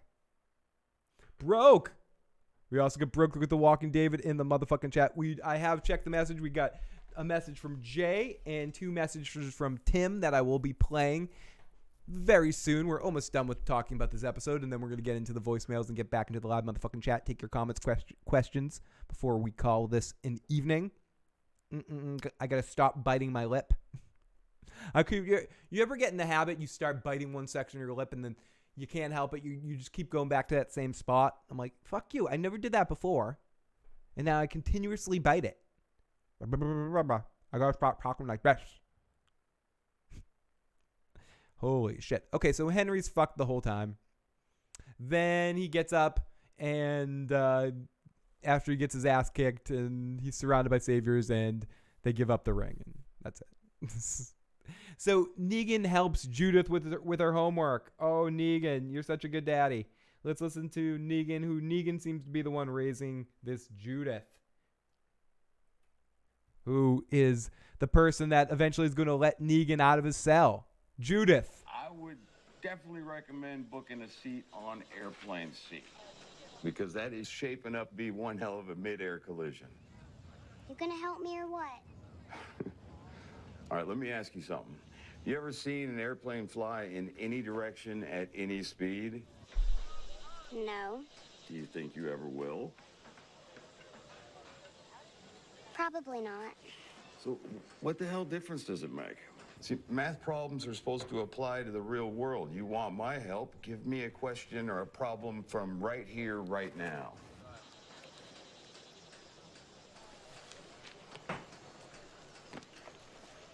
Ellie makes a good point. This is like 6 years, which it does seem like it is 5 or 6 years. Which is an awful long time. Michonne's still talking to Rick. Yeah, she's got issues. You know the strangers we brought here yesterday? My mom's gonna make them leave. Well, no, I didn't know. But let me guess. You being you want to help them. I found them. I brought them here. Let me tell you something. Let me tell you something. Have you heard of something called Spaghetti Tuesday? I was about your age, I used to bring home stray dogs. My mom, she hated it. I never understood why. They always seemed so friendly and grateful. Till one day, I brought home the wrong dog. What happened? Did it bite you? Not me. That dog killed all the other strays. Chewed off half my mom's ear when she tried to stop it. Was your dog Mike Tyson? The thing is, that dog seemed just as friendly and grateful as the rest of them. And what about after that? You ever bring home another dog? Well, hell no. I wised my ass up. Yeah. And look how great everything turned out for you. Wait a minute, where are you going? I thought you wanted my help. I do, but just with math. Why just math? Because it doesn't matter if you're a good or bad person on the inside. The numbers don't care. I'm not going to be conned by you. I know you're a bad man, and I'll use you to help me with my math, but I'm not going to trust you, Negan man. I've been told that you're bad. The Walking David says, I do find the part with the ex-saviors to be ridiculous. They would have crossed paths before 6 years passing. That was just residual writing from the Scump people, I bet. She found them. See any dogs in Sanctuary? I rest my case. That's an excellent point, Ellie and Santovia. They never should have jumped forward 6 years. They shouldn't have. They should, or not so soon. Maybe at the end of the season break. We needed more time to set things up. There was too much to do, too many scenes to set. Instead, as David points out, it makes it laughingly convenient. Like, oh, I bumped into you again. Ha ha ha. Or are they bumping into each other every time? And is Billy Savior like Starscream and the Autobots destroy him every time? It's ridiculous. He bit my ear. He bit both my ears. I was watching that Tyson fight when Tyson bit his ear off. Fucking great shit. Hey, if Evander was holding me like that and I was trying to box, I probably would have bit his ear too. Fuck that shit. I bit his ear both. I bit both his ears. I fucking love it. I hope Mike Tyson's Mysteries comes back. I love that show. Underrated cartoon. If people have never watched it. I love Mike Tyson's Mysteries. I don't think I've ever talked about it on this show, but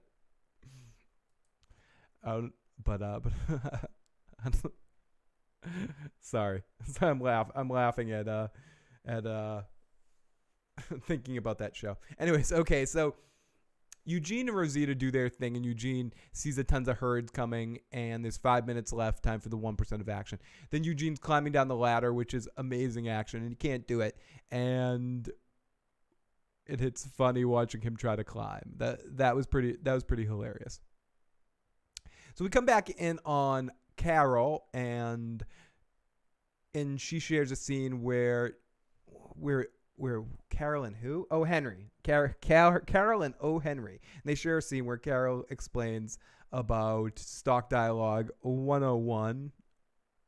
Let's listen. What did I say? Stock dialogue 101.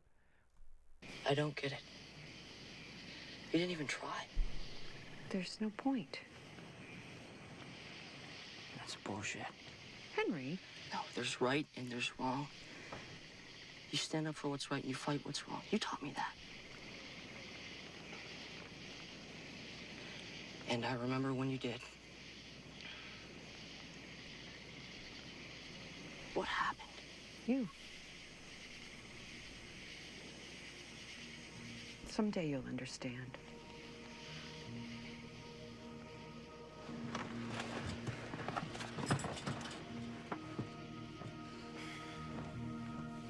Someday you'll understand. Yeah, that just seemed a little lame to me right there.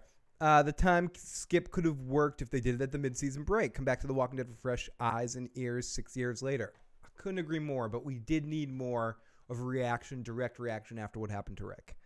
Now that we've had the break, it's not going to be as effective with flashback. If you have some immediate reaction, see how everything gets into the place, and then say you start the next half of the season, the first few episodes, you don't see any of the old crew, or you barely see remnants of it, or you're slowly introduced to where everyone is. This way, it just seems a little quick. It just seems a little quick for a time jump like that. I complain with other shows do stuff like this, and I don't love it. It's one of my few complaints of the show Vikings. Sometimes some of those quick time jumps that they do out of nowhere, I'm like, oh God, you do that right there? Stop. Stop. You had so much cool stuff you could have done in that other time period. You didn't need to jump so quickly. And I think The Walking Dead probably could have slowed the brakes down a little bit, but instead we're going to yada yada Maggie. They probably did that because they want to yada yada Maggie, and they want to just be like, oh yeah, Maggie died of dysentery last year. Maggie was on the Oregon Trail and she died of dysentery. They're going to do something stupid like that with Maggie. It's just going to be a quick line. It's going to be... It's fucking awful. So, gonna be watching Christmas movies on Sunday night, but check with Phil for shows. Awesome. I can't wait to start watching some of those silly movies. Start watching my favorite Christmas movies like Gremlins and Die Hard and Miracle on 34th Street. The original, of course. And let's continue. So back in Carol and Henry, they share a scene. Okay. So then we get Magna and her crew as she took the necklace off her friend in the hospital that has another knife on it. And we get to see a big scene with this crew where we get to know them a little bit more. And let's listen to this. Listen to this. You screwed up, Magna. We didn't know how things were going to play out. I wanted us to have options. Hand it over. What? Yumiko's necklace, come on. Yeah, we noticed. Hand it over.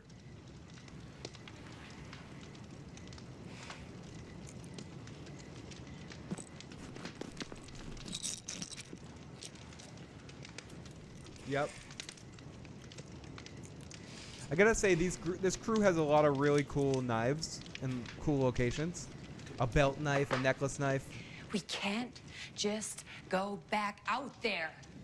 I care, bro. Without horses, our rake supplies, how long do we last? For as long as we can, minute by minute, day by day, ride or die. Right? Same as always. Right. That worked out great. Bernie, right? Maggie got in the helicopter too. I'm very curious how they're going to explain the Maggie situation. Is Herschel going to be gone too? Are they going to keep the kid on the show? I mean, that's the thing that I guess I'm not really, didn't occur to me at first, but now I can't stop thinking about. They introduced the kid in the last episode too. So is the kid going to be gone? Are we going to get something like Hilltop was completely wiped out by a horde of walkers? Or are we going to get, again, Maggie was killed by dysentery off screen somewhere? Will they continue to have Maggie and Glenn's kid, or is this the end of the Maggie and Glenn line? the green line is gone. The green line's the name of a subway line in Boston too. That knife Magna had reminded me of Athlete's knife from Fear. Callie, yes, they did. Oh, the writers ruined Maggie since Glenn's death. They really did. And I would say even a little bit before that with her not reacting to Beth. And I think Maggie was best in her introductory moments. And I think Maggie, I think they definitely fucked up the character Maggie, who was one of my favorites at one point in time. More. Play more, damn you. If Bernie could see this place, see what life we could live. You know he wanted us to have it, right? We don't have a choice. We fight. As always. We fight.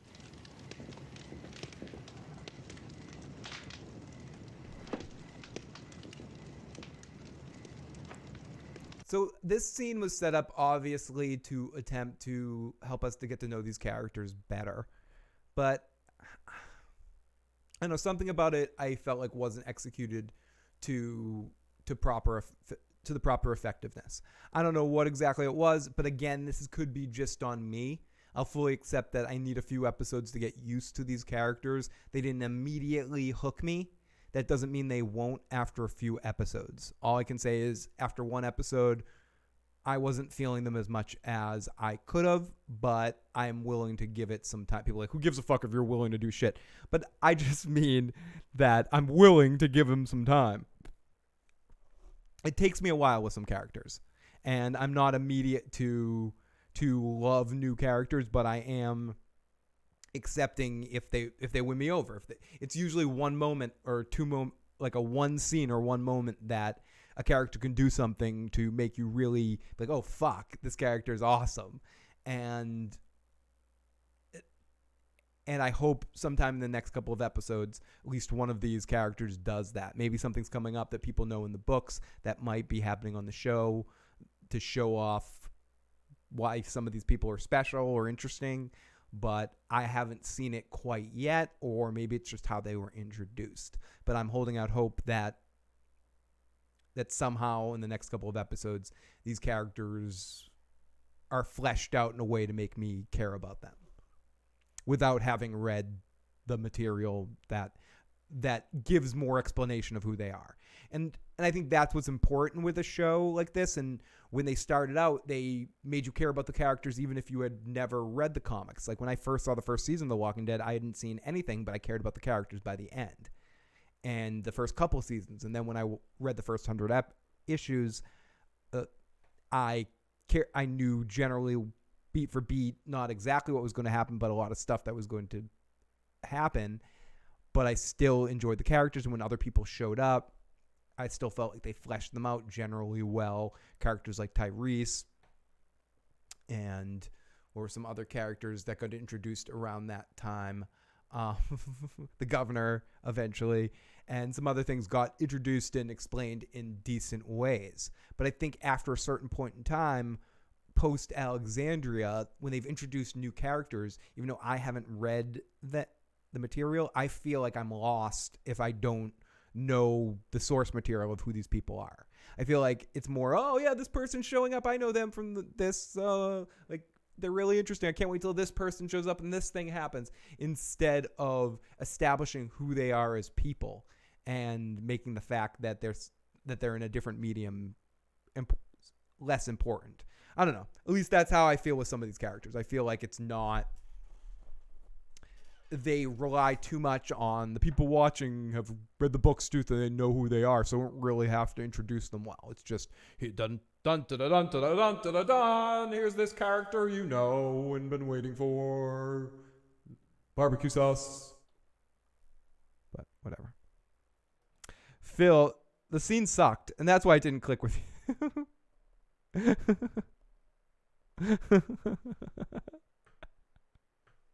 Oh my goodness. I love the conciseness. And on that note, let's listen to some of the voicemails. Cause I know Jay's been like, Phil, check the fucking voicemails. So let's go. We got 4 voicemails, 2 from Tim and 2 from Jay. If anyone else wants to call in and leave a voicemail, you can do that. 781-990-8509. Might even call in if you want. We'll see how that works. But first, let me play our voicemails in order of what we got them. First, let's listen to Jay. What do you got to say, Jay? Hey, did Rick and Maggie die already? Was it in the last episode or this one? Let me know, because I'm not watching anymore. I love Jay, and your loyalty to us here on the podcast is awesome. And I love the people that check out the show of what we do and don't necessarily have to watch the podcasts, watch the television program we're talking about. But Rick did not die in the last episode, Jay. Unfortunately, Rick was saved by just another dumpster in the form of a helicopter that saved him with a character named Jadis, or Anne, the trash lady, if you've watched last season. So Rick blew himself up after he was impaled by a bar and then escaped a horde of walkers bleeding out, blew himself up by firing a gun at a stick of dynamite, and the bridge blew into a body of water, ran downstream or down a lake, whatever the fucking kind of body of water it was, and got plucked out of the water and saved and flown off into a helicopter. So Rick is not dead. And Maggie is not dead apparently either, or we don't know what happened to Maggie. They're ignoring what happened to Maggie. She didn't get any official send-off. Our last Maggie on the show is her running up, leading a group to try to save Rick and going, oh no, you go over there, go over there.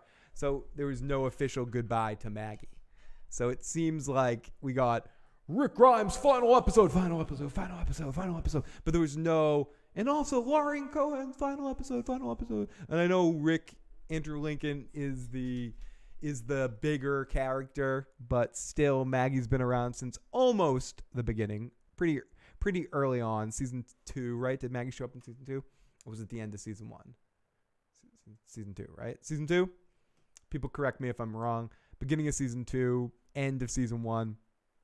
No, season 2.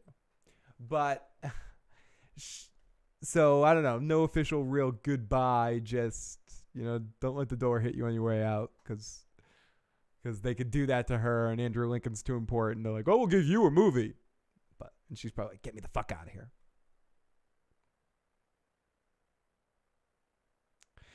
Man, you should have said spoiler. Spoiler alert my ass. If you're listening to a Walking Dead podcast about the episode after Rick Grimes dies on the show about The Walking Dead, and you just got spoiled, I'm sorry. No spoiler alert. Zero spoiler alert. You wandered into the wrong corner of the fucking podcasting live streaming world tonight. I'm sorry. I'm not holding that back. God, I love you, Chalk Boy. I love all you guys. You crack me up in the live motherfucking chat. So, let's go to Tim Gersh's messages. I love me some Tim. Tim's my man. What do you got to say, Tim? Yeah, well, first of all, shut the fuck up, Phil. Okay, I'll shut the fuck up. It's your turn. Second of all, so help me God, I'm like 5 seconds away from singing for you again. You better sing for me again. You know what's gonna happen after that? It's happening. Everybody's gonna start liking him. They're all gonna. I already got music for you, Tim. Start singing. Yeah. And worst of all, I'll make Daryl more though. You love it. You love Daryl. Seriously. You love him. He really kill off Daryl. Yeah. What the fuck, Walking Dead? Well, am I gonna have to go on and manipulate myself? Because so help me God, I will go down to Georgia and manipulate myself.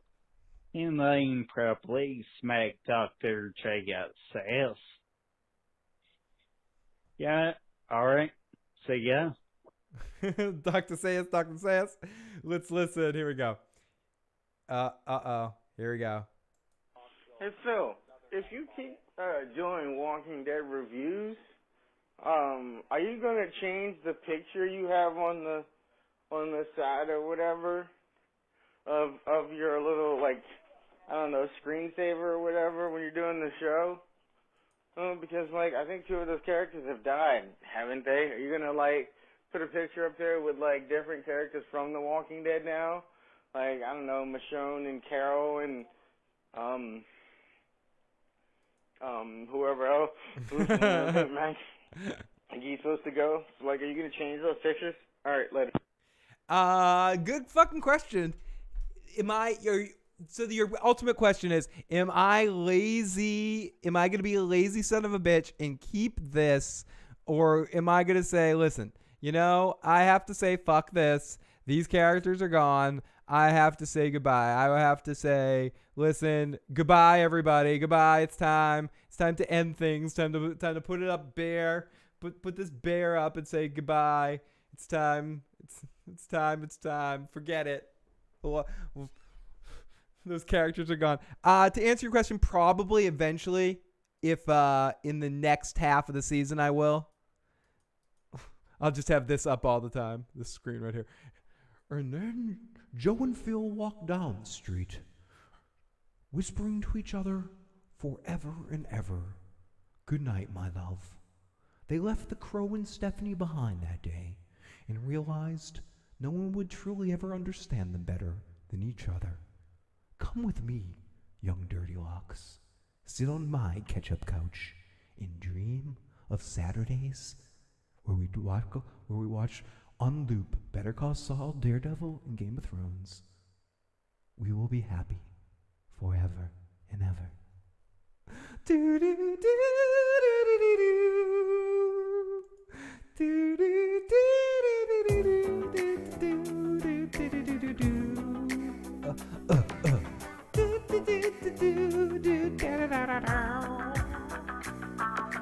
Joe and Phil are living together for a long, long motherfucking time.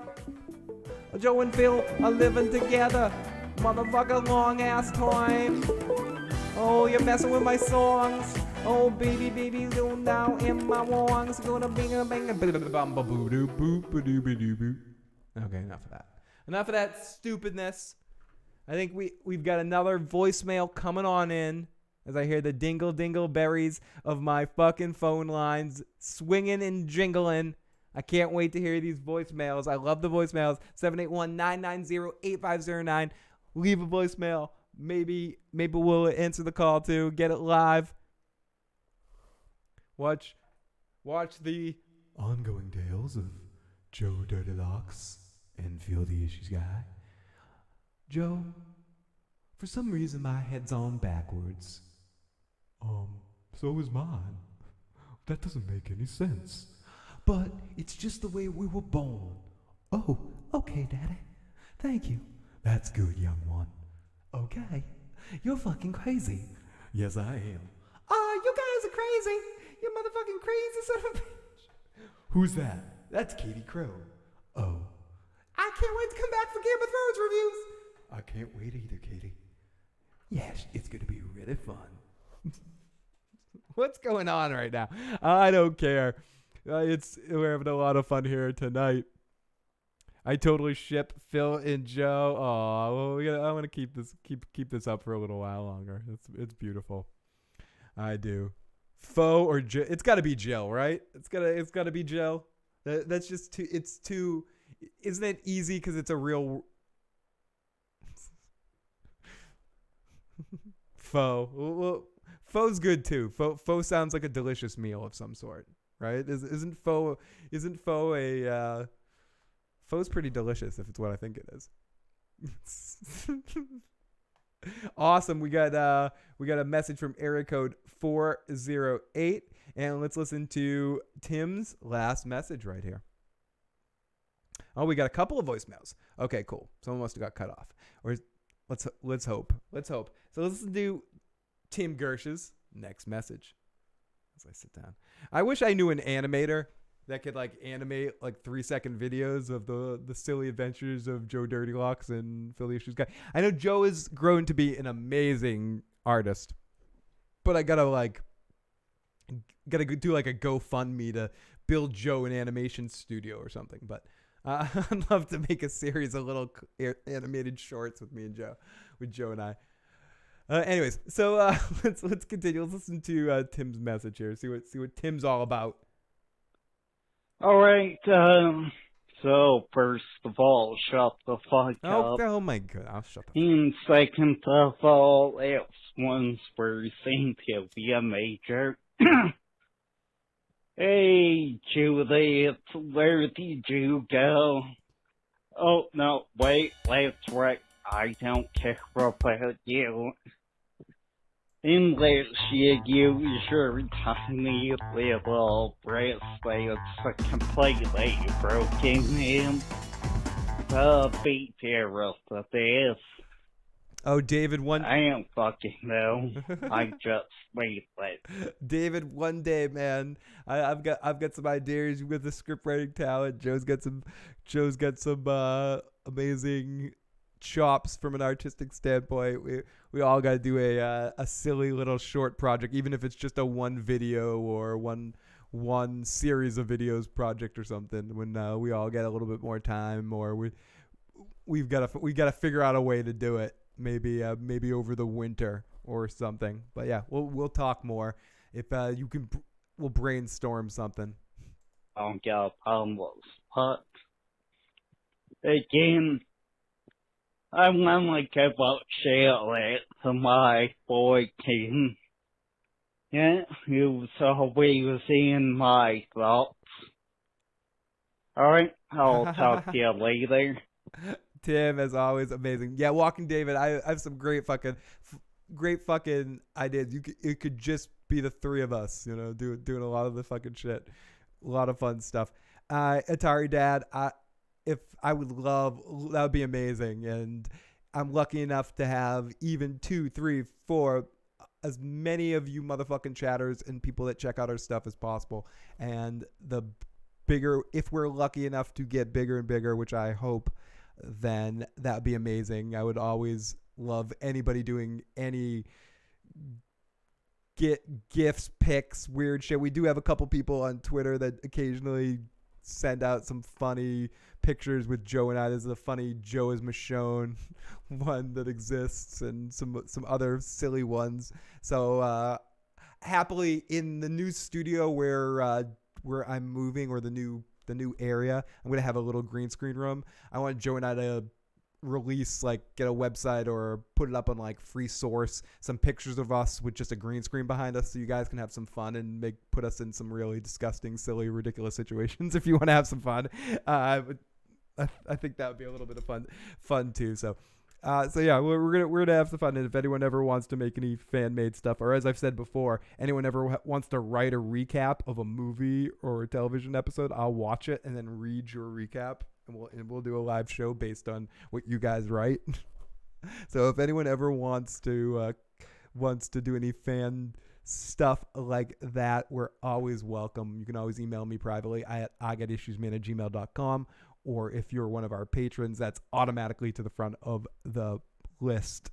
So thank you guys. You guys are fucking awesome. Yeah, it's gonna be a cool new area that we're gonna go.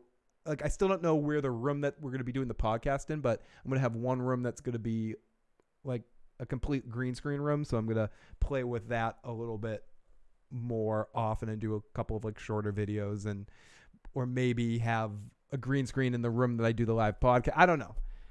We'll see how everything works out when I'm actually there. You guys will be, because there'll be like this initial setup just so I can start doing things immediately, and then I'll just keep changing things. So I'll be there basically December 1st. By the second episode of Vikings, I'll be doing it from the new space. We could ask custom artists to make Joe and Phil Funkos. Oh, that'd be amazing. I'd buy a Joe Dirty Lux Funko. Did you talk about the zombies at the end similar to the Haas zombies? We have just getting to that part. Great to see you, Stick a Pot. Just fucking do it. So we get this big scene where they all talk. Then we get the savior group sleeping, and Carol comes off, and she says, "Fuck all you," and burns all those motherfuckers. The gas doesn't wake them up, but it's still awesome. So we're outside the house, and it's like a horror movie, as Magna's going to kill Michonne, but decides not to when she sees little Rick and little mini RJ there. And then she comes to the front door, and she tells Michonne she was right about me. You're right about me. I'm not a good person. If I had all this, I wouldn't trust me either.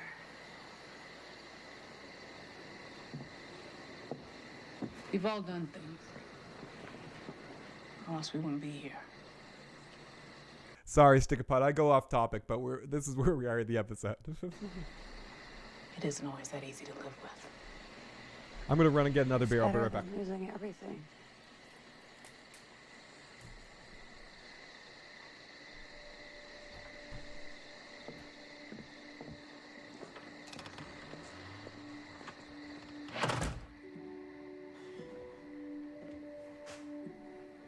Judith Grimes. You said Dad would have wanted me to have it. To protect myself and the people I love. Yeah, he would have, but I'm the one who's supposed to be protecting you. Is that why you're kicking them out? Because I think Dad would have wanted me to do what I did yesterday. So why'd they kill off Carl and Abraham? Good question about Abraham. But interesting point about Abraham coming up is Michael Cutlass is directing in maybe next week's episode. It's either next week or the week after's next episode. Is there 3 more episodes or 2? If there's 2 more episodes, then it's next week. If it's 3, then it might be the week after. So it'll be interesting to see what he brings to the table as a director on The Walking Dead and how much he can add to the energy or see what kind of things he brings to it. So we'll have to keep an eye out on that next week.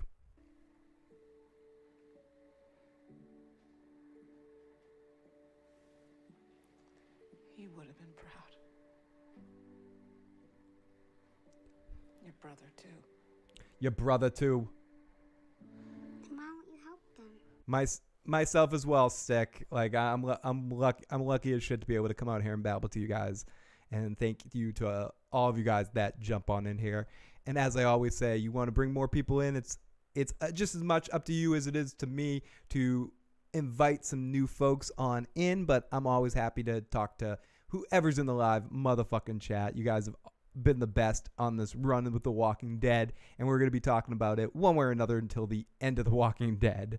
Unless The Walking Dead outlives us, which might happen. You never can tell. Even if we don't talk about it week to week or episode to episode, we'll still always talk about The Walking Dead in some fashion as part of another show or something. So we'll keep doing this and really do appreciate it and still be on every Sunday evening after the episodes. We just might have a different central focus for our particular episode that night. But I fucking push on. I push in. I push out.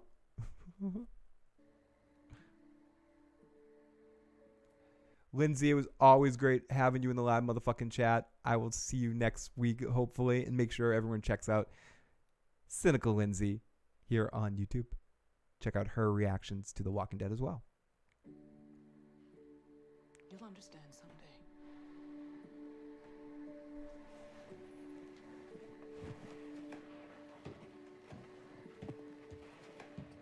I know you talk to him sometimes.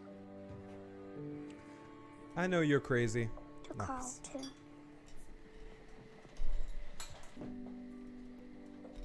I'm starting to forget their voices.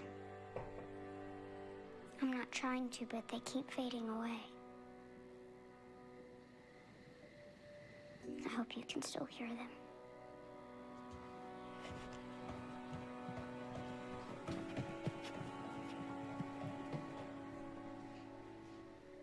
Yeah, that is what it is right there. So Eugene and Rosita and Eugene, they're useless, or Eugene's useless as always, making shit weird. As he hurt his knee jumping over a fence. I forgot to mention that.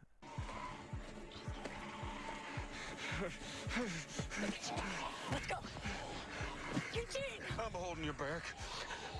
I cannot keep on keeping on. Oh, and make sure you also check out The Walking David. I'll gladly distract the dead while you vamoose, but there's something I've been working up the testicular gravitas to tell you. Oh, no, don't do it. Inside of me for a really long time. Shut up! Don't make this weird. We are making it. Come on. Now. Do not tell me you have a crush on me. Do not tell me you have a fucking crush on me. If you tell me you have a fucking crush on me, I will fucking kick you in your motherfucking ass. So Eugene and Rosita, they make some shit happen. So Carol and Henry keep going, and they have their stuff back, and they bump into Daryl, and they smile at each other, and she wants to give him a ride, even though he probably smells really bad. So Michonne's got an X on her back, but she puts on Rick's shirt. We're not sure why she has the X, but I'm sure we'll find out later. Otherwise, they wouldn't have shown. Then we see Magna and her group. They make some laughs, and we get some fake goodbyes. Because does anyone think that they're not staying in our story? As soon as I recovered, I would have hit my head a bit harder. You know, it's not too late.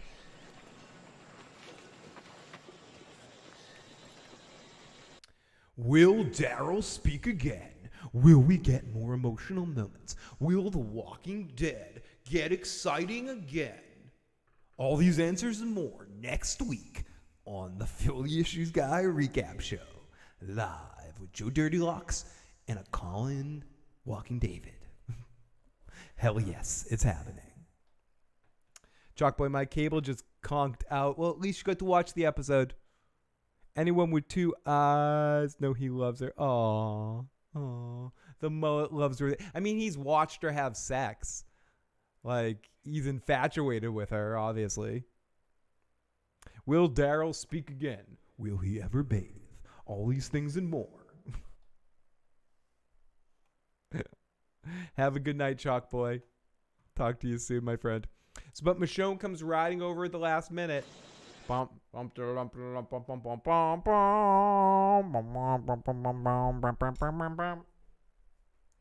And saying, wait a minute. We need to help these people. Thank you. Thank you for your hospitality. Especially you. Thank you.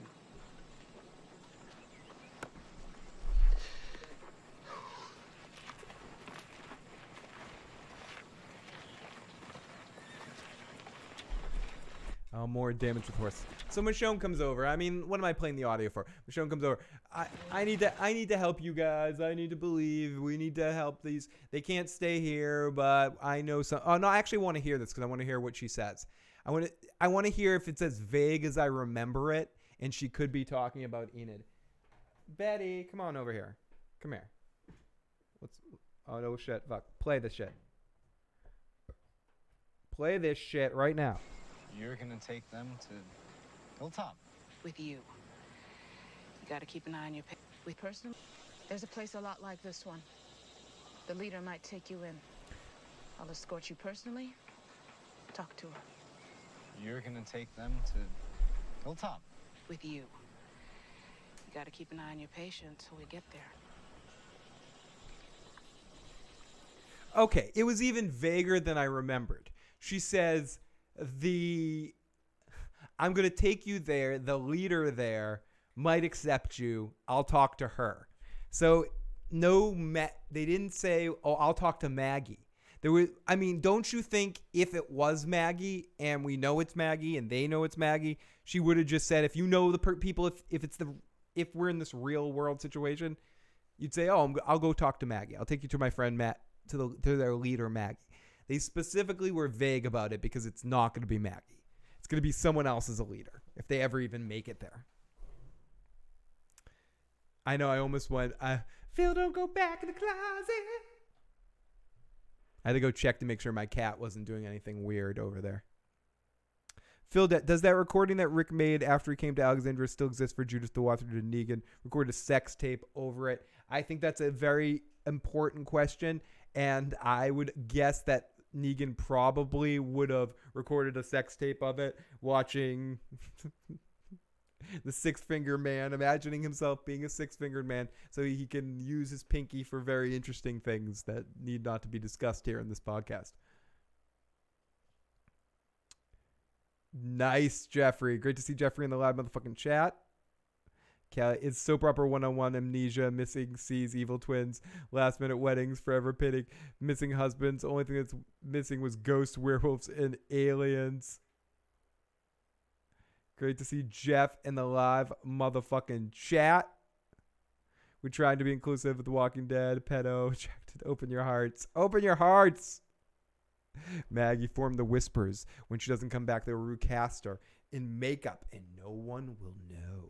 Okay, so the end of our episode, we go back to Eugene and Rosita running as they hide in some mud. We hear voices of some walkers that say, don't let them go. Let's listen to see if I got any audio of this.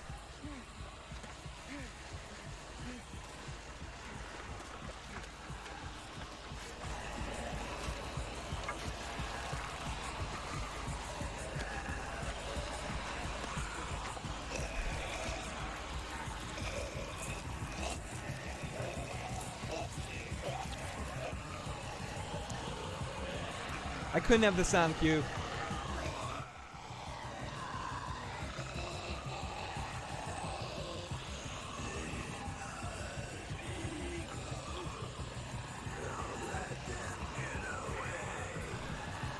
Wait, if you listen to that backwards, it says Paul is dead. It really does.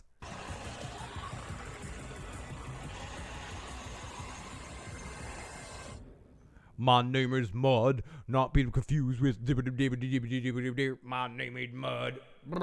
And that's the end of our episode of The Walking Dead. I thought that was a good way of ending it, really intense. I like how they upped the volume of the whispers in the comments. You literally just got in here. Now you want to get out? You fucking asshole cat. You are literally such an asshole cat. Doesn't mean I trust him.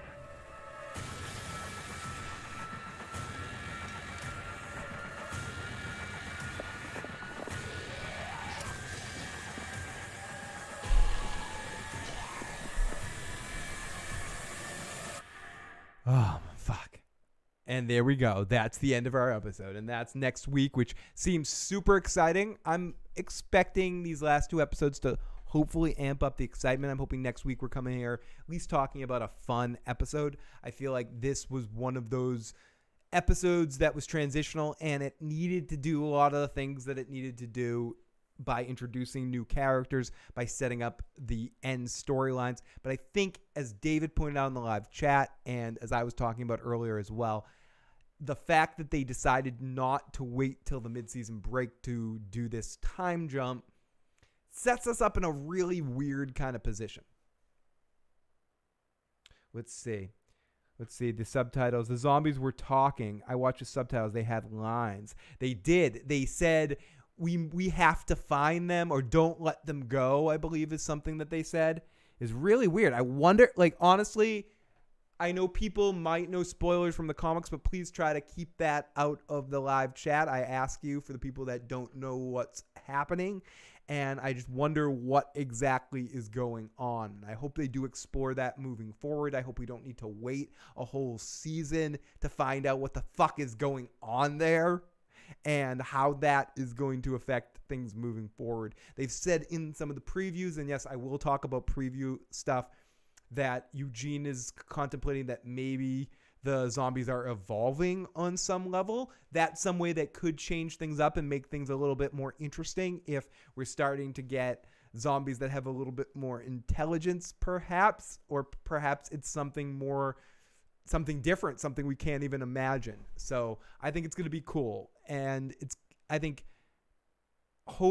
know some of the actors that are being added later in the season. There's a couple of actors I'm big fans of. Opie from Sons of Anarchy is going to be added. Ryan Hurst, is that his name, I believe? He's very good. He's very good. He's a very good actor. So I'm excited to see when he hits the scene, if you were going to see him at the beginning of this season or the end of the season, or we're going to have to wait till the back half of the season to see him as well. So I want to be vague about this because I may know a little bit more than I'm letting on here, but I want to be vague about it. So if you want to be absolutely spoiler free, I would either close the chat out or jump out of the chat, because as much as I can ask, I can't control what someone types out. I can't brainwash them not to throw out spoilers. So if you want to be spoiler free, do not jump in the chat. Just listen to me and I won't say anything. Brooke says, I wish I did not know the comic spoilers. Wait, what's going on? So the walkers ate some of Phil's sandwiches and started to talk. I guess that's what happened. They ate some of my mushroom sandwiches and started to talk. I think that's what's going on. Have a good night, Michonne's mom. Always awesome to have you in the live chat. The zombies were talking. There were definitely some shits going on. Except comics reading knows what the fuck's going on. Wait. In the comics, aliens show up and the cyber governor kills Michonne. That's what they're talking about. Some of those walkers had really long hair. There's no way you can know who was saying those lines without spoiling it. They just wrote zombies talking because that's what they wanted to say. Sophia died in season 2. She's still alive in the comics. Oh, Sophia. Poor Sophia. The zombies were warged by the Night King. We have a lot of interesting theories to what was going on with the zombies. I know some people know, but please be non-dickish to the people that don't know, because it is pretty cool. It could be a pretty cool reveal to some of the folks that are going to be surprised by what's about to come. So yeah, that was our little tease at the end. And let's see what we got. We got 2 more voicemails, and then we'll start to wrap things up. Let's see. We got 2 short voicemails, which I don't know what's going on here. So be prepared for anything here. This is area code 40. There you go. Area code 408. That's right. 408.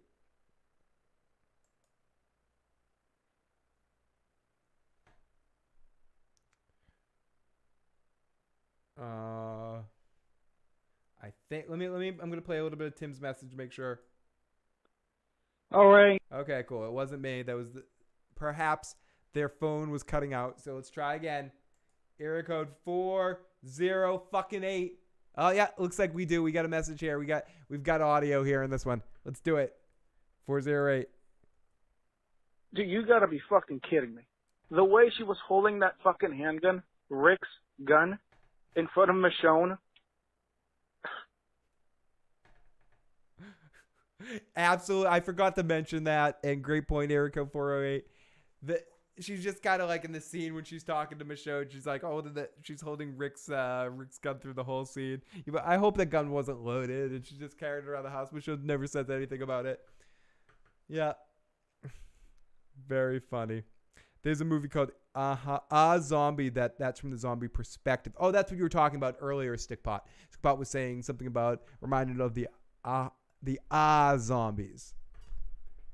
I have not seen that. I will have to check that out. Who killed Rick again? Andrew Lincoln. He did. Thank you so much to all our voicemails tonight. Thank you to everyone in the live motherfucking chat. You guys have been amazing. Let's take a couple of more live motherfucking chats, and last chance to call in 781-990-8509. Last chance before the voicemail line or the phone line is cut off. Huge thanks to Rover4C Boss for the sub. If you're listening right now, Rover, thank you fucking so much for the sub. And thank you to anyone else. If you're watching right now and you haven't, make sure you hit that sub button. Help us keep growing, going in that positive direction. And no, thank you. And Gekin in Philly Trust, Jello. Lily in the video game was originally supposed to be the same Lily from the comics, but they decided to change it there after the novel contradicting her origins release. So you talked about Michonne teaching Judith how to use the sword in case Uma Thurman comes to kill Michonne. Judith has that talent. What characters, and this is, I guess, questions for the live chat, any of our older characters, our main characters, who won't make it through these last 3 episodes? Will anyone else leave, or is Maggie and Rick enough? Will any of our other main characters be gone? Or if we lose anybody, will they just be one of our newly introduced characters? I tend to think we were introduced to this new crew because they're going to be the ones that are picked off. And then the only one that's going to be left when it's all said and done is Magna there. No, Magna there. I think the rest of her crew is going to be Freddy Krueger bait. And none of our old main characters will be gone. But I think Carol is a possibility, and I think Rosita is a possibility. Aaron, just because he has half an arm. Jesus is gone. Oh, thank you so much for making a comment, Cattigat, because I do have one more message to play. Let me go to the voicemails. I have a voicemail from Cattigat that I meant to play. There we go. Here we go. The Balls of Fury guy apparently dies a horrible death in the comics from what I found. Oh, I see, Tara. Manga. I'm just going to call her Manga from now on. I know it's Magna. I know it's Magnus, Magneto. But this was a message that Cattigat left from last week. So some of the stuff might be relevant, not as relevant to this episode, but I missed it, so I want to make sure I played it. And I also want to lean back and eat a little bit of a sandwich before I say goodnight to you guys. And drink more beer. And extend the show. And the more voicemails I get, the more silliness we get, the more we get to extend it. So, let's go. So, Santovia, please kill Ollie. I mean, Henry. Ollie must die. I mean, Henry must die. I mean, you know, and I know, that Ferris passed out at 31 Flavors last night. So, bam, boom, pow. Let's pass the show over to Miss Cattigat. Hey, Phil. Hey, Joe. This is Cattigat. What's up? Listen, I watched the episode again. I gave it another chance.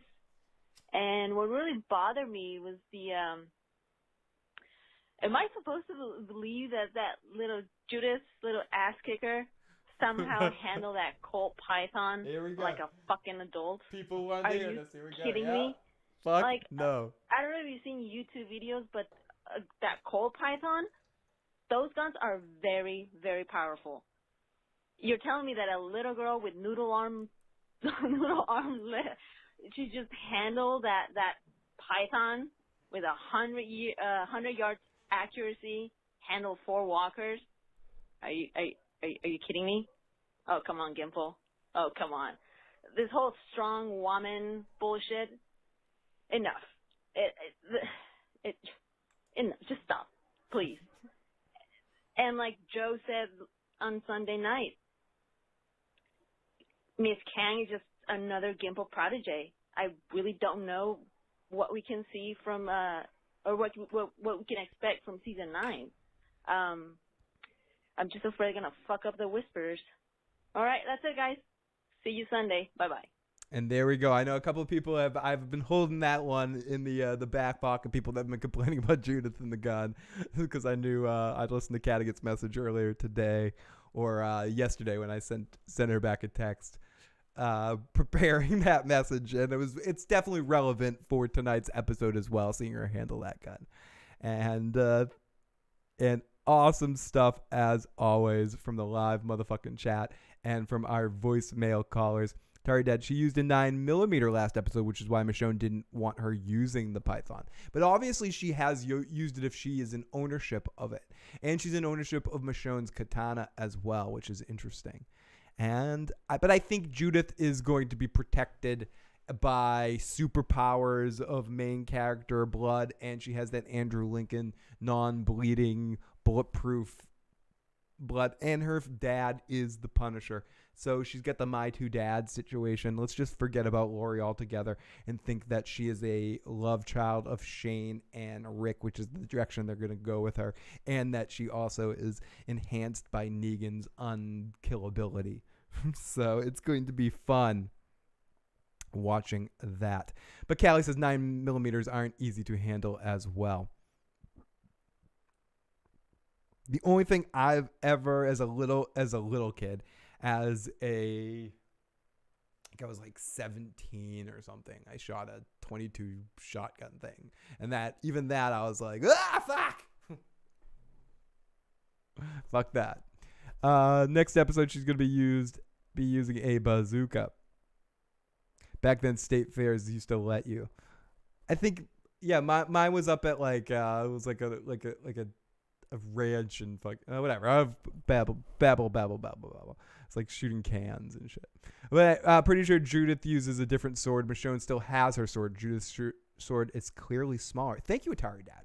Atari Dad is fact checking me, and there's nothing I love the facts and shit like that. I love the immediacy. That's why I never really enjoy as much doing recorded stuff unless I know exactly what I'm talking about, because I like being live and having a chat with people that can correct my bullshit if I'm wrong. It's really good. Love that shit. I can't wait to see her use the bazooka. It's going to be fun. Cat because of the hey, please don't go. Mary Sue, Miss Kang, please. Please. We shot turkey paper targets. Yeah. It was something like that. And I want to say it was like a camp I went to too. Like this Morgan Reiner camp thing. I'm like remembering I'm having weird childhood memories now of awkward summer camps. I went to sort of some interesting, because every summer camp I went to, I sort of got kicked out of, ostracized out of, because I was not the most coordinated, awkward sort of person. So I'd ended up in this like weird traveling circus of a camp that I went to called the Morgan Reiner camp. And then we'd go to different places. Whatever. No one wants to hear about my stupid camp trips.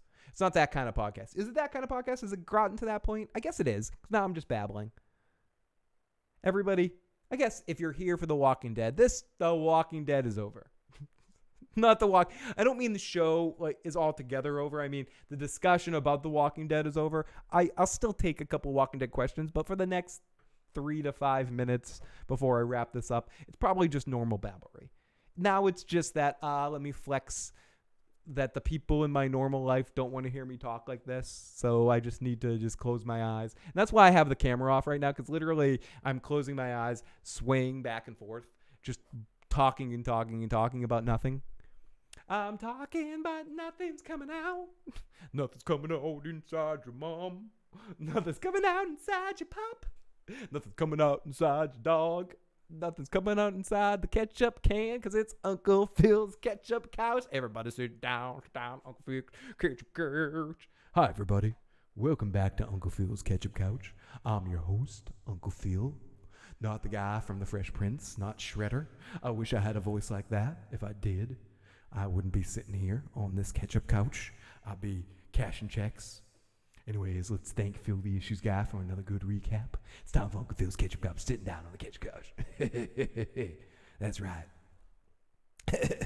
We got VFW Warlord sitting in the ketchup couch. Summer camp confessionals with Phil. Then, that one day, Phil went to summer camp. He tried to play catch. No matter how many times the people threw him the ball, he dropped that ball. He clumsy it up, even though he was a little faster than most of the kids with his goofy energy and his wackiness.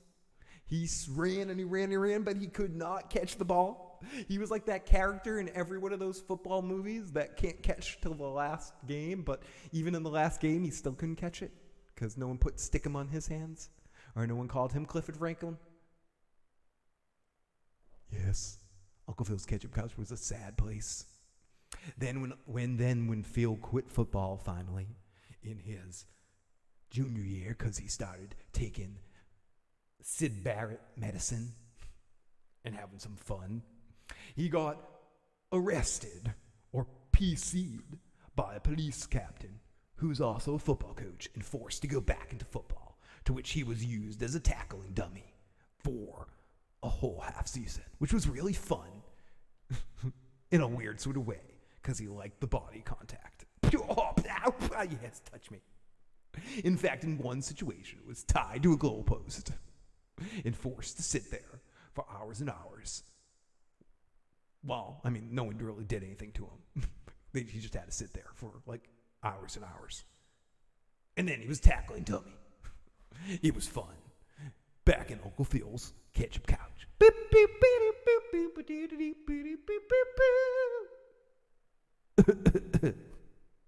Okay, that's enough of that. Enough of silliness.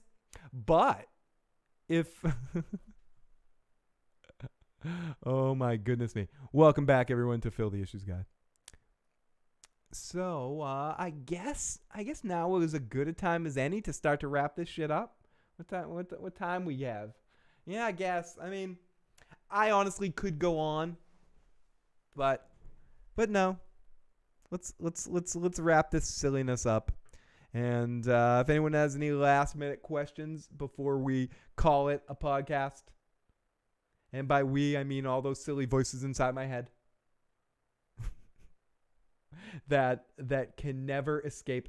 But to answer some other questions, Jay, I mentioned it earlier, but yes, I will change my graphics in some cases, but I will never get rid of Rick Grimes as my main image for the Walking Dead podcast, because I fucking believe. People say, let's go on. Sitovia says, Phil's my boy. Phil, keep going. I wonder what Phil's pillow talk is like. Phil is drunk. See what you do to him, AMC? You see? The fuck is he talking about? Where is he going with all this? I honestly don't know. Atari Dad. I don't know where I go when I go down those rabbit holes. But the important part is that I come out of them and can get back to somewhat of logistical discussions of something. Know that I was attempting something. It isn't always effective, but I don't mind throwing the shit on the wall, so to speak, if you know what I mean. We all need to sit on the ketchup couch. But everything I was saying there is actually a true story. True story. True story. I can't say the words true story without hearing that in my head. True story. Oh my god, I think I killed the Iron Throne. He's like, I don't know about this. What am I talking about?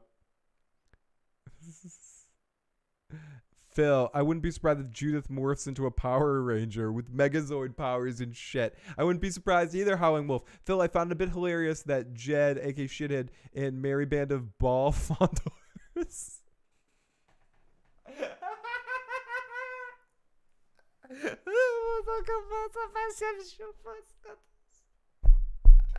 Oh my goodness. I have to try to read that again. Howling Wolf. Phil, I found it a bit hilarious that Jed, aka Shithead, and his merry band of ball fondlers just now run into Carol, or any of them after years of farts being farts in the wind. It was very fucking convenient. And yes, that was an intentional second fucking in there. Oh my goodness. Hashtag I believe. Phil, I wouldn't be surprised if Judith morphs into a Power Ranger. Megazoid powers. Judith, Megazoid powers activate. 6 years later, and she's still barbecues.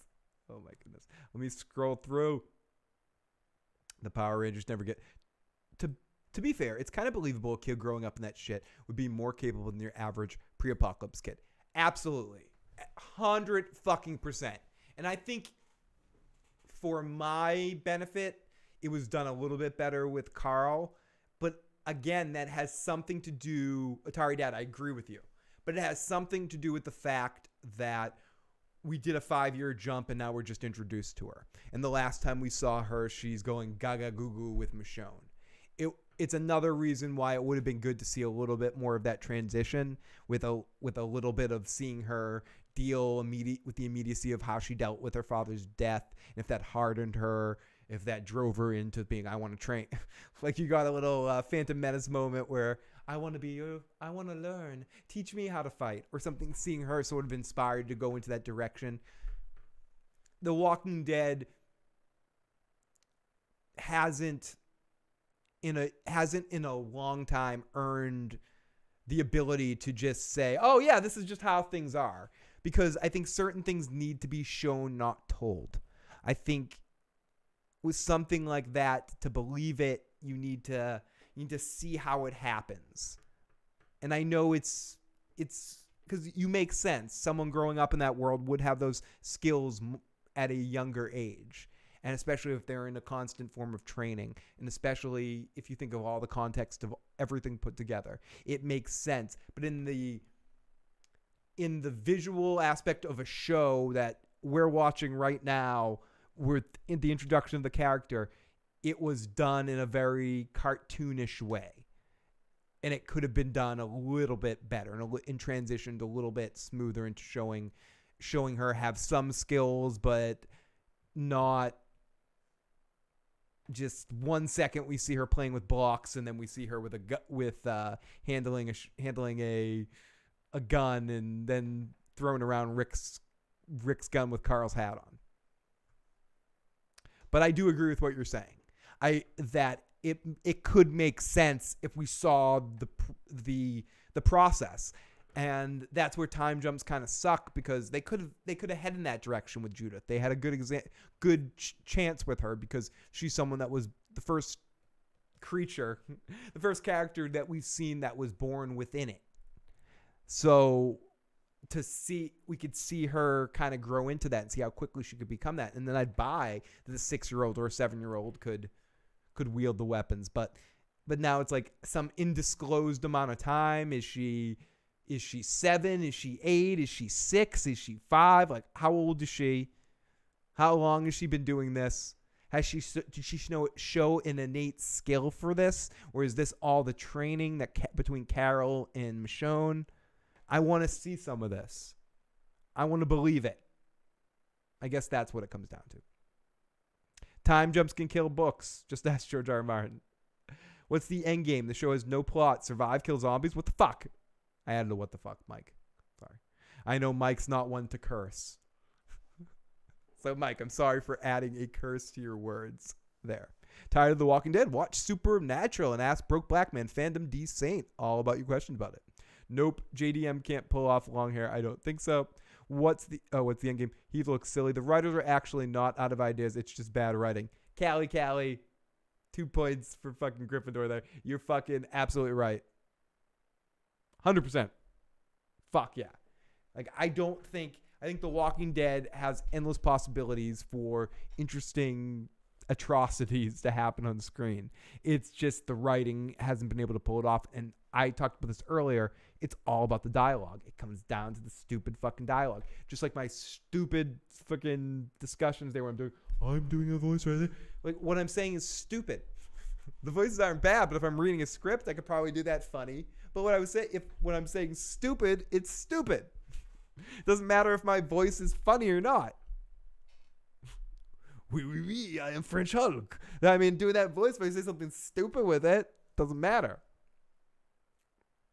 I need to drink. Liquid. Was that my inner monologue? I need to drink more alcohol. I meant more, I've got the dry mouth. I got the hippie dry mouths going on. I got the hippie dry mouths. My rock and roll band has my new rock and roll band has our very first show coming up on December 14th. We're going to do a live show live on the video here, live for you guys. But we're probably going to do that when we get to the new location. I'm going to set up a extra webcam, hopefully, or get an extra webcam to set up in that room so we can do some live from the studio shits. But we have our first show, so if anyone, I know Hannibal sometimes checks us out, or if anyone from the Boston area wants to come out and check it out, we're playing in Salem, Mass on a Wednesday night, December 14th. So email me privately at igetissuesman@gmail.com. I can let you know a little bit more details on that. But we're playing for our first show. So I'm excited for that. It'll be the first time I played fucking the drum set live in front of an audience. So it's going to be an interesting mess of disgustingness. Come watch me fail. It's going to be an interesting failure. So let's take Atari Dead, the wigs, stupid wigs. Do they even play Fortnite? That's my question. Well, no Endgame 0.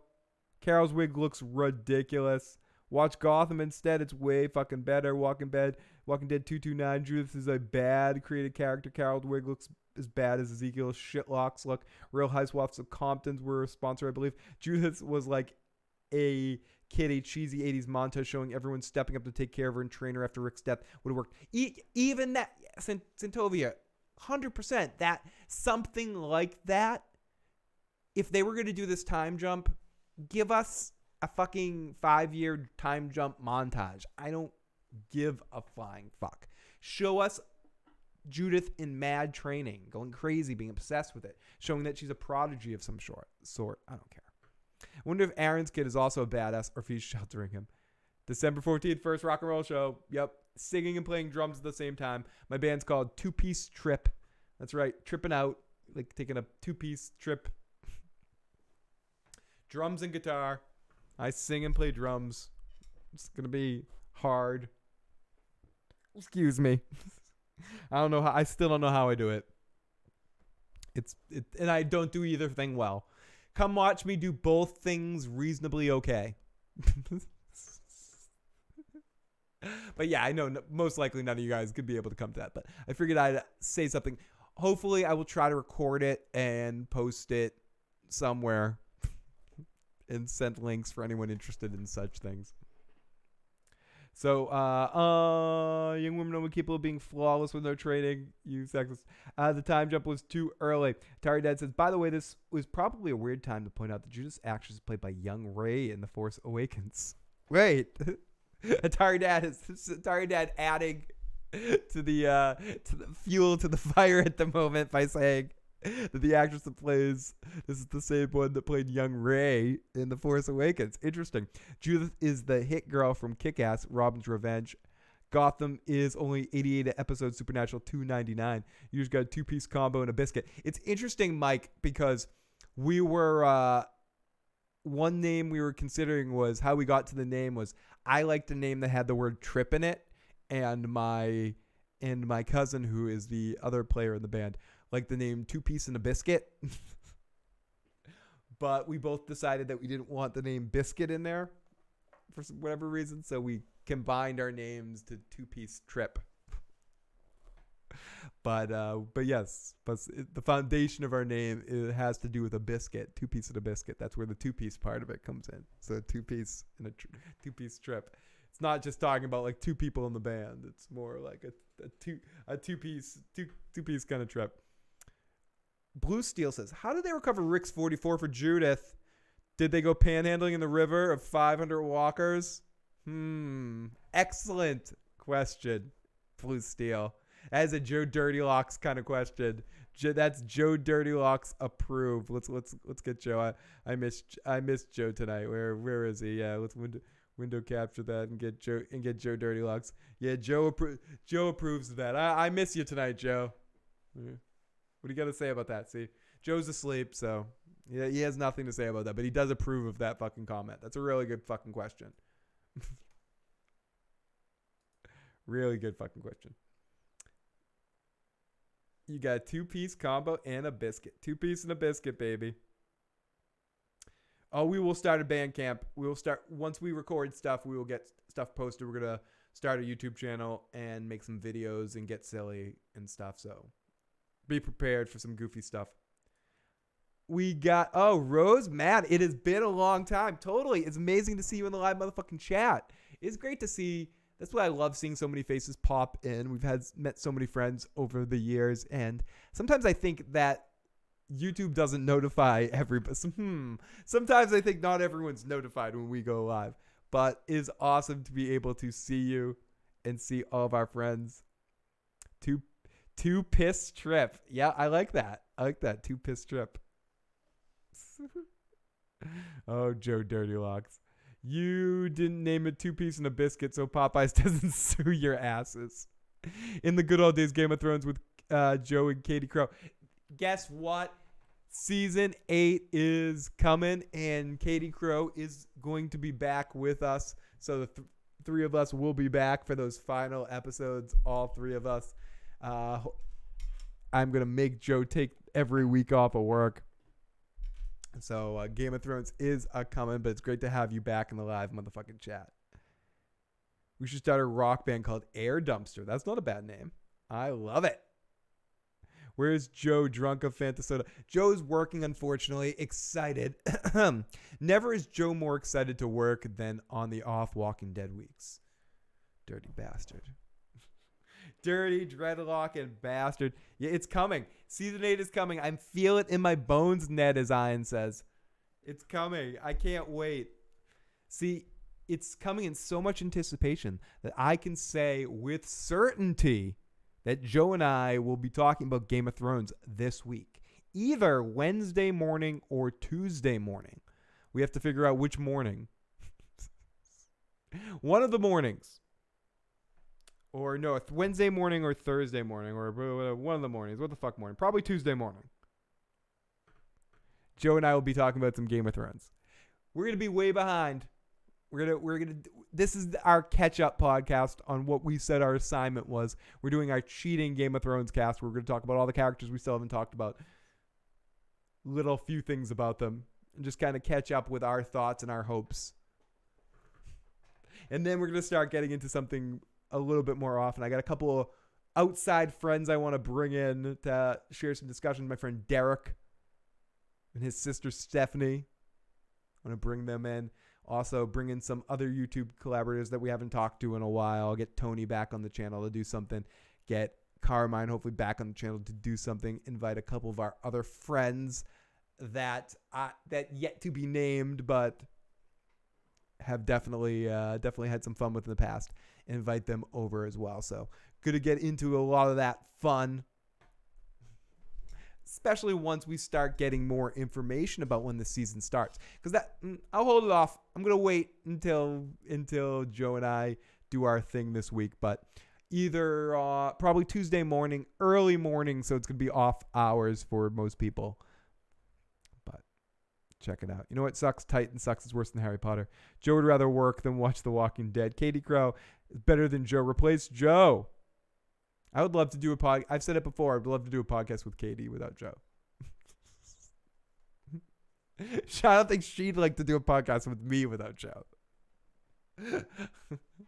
But yeah, I would absolutely, if for any reason Joe couldn't make every Game of Thrones podcast, I am going to demand that Katie does the podcast with me alone.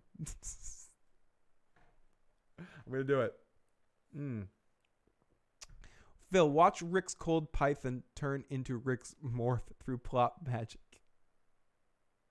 I know, Santovia. It's unfortunately going to be in the morning because sadly, Joe is not really available much in evenings because of his warped work schedule. He sleeps in the evenings even when he's around. So if we get Joe in an evening thing, he's always passed out. So unless it's after an episode, to actually get him on podcast, I have to do it in the morning. Not every Game of Thrones podcast will be on in the morning because I will be doing some by myself and then some with some other guests. And I'll try to get things in the evening. I can say with certainty that Nick Hodges from History Buffs will be back with us. I want to try to get him on a preview Game of Thrones cast of some sort. And I also have a not Game of Thrones thing, but a guest I'm trying to get on from a YouTube channel that I'm a fan of. I don't want to mention it yet, but someone I'm trying to get on for sort of just random discussion, kind of pick a random movie. And then I kind of want to, lots of fun stuff once we get into the new studio. I don't want to just spend time going, this is what we're going to do, this is what we're going to do this and this and this. I do that a lot.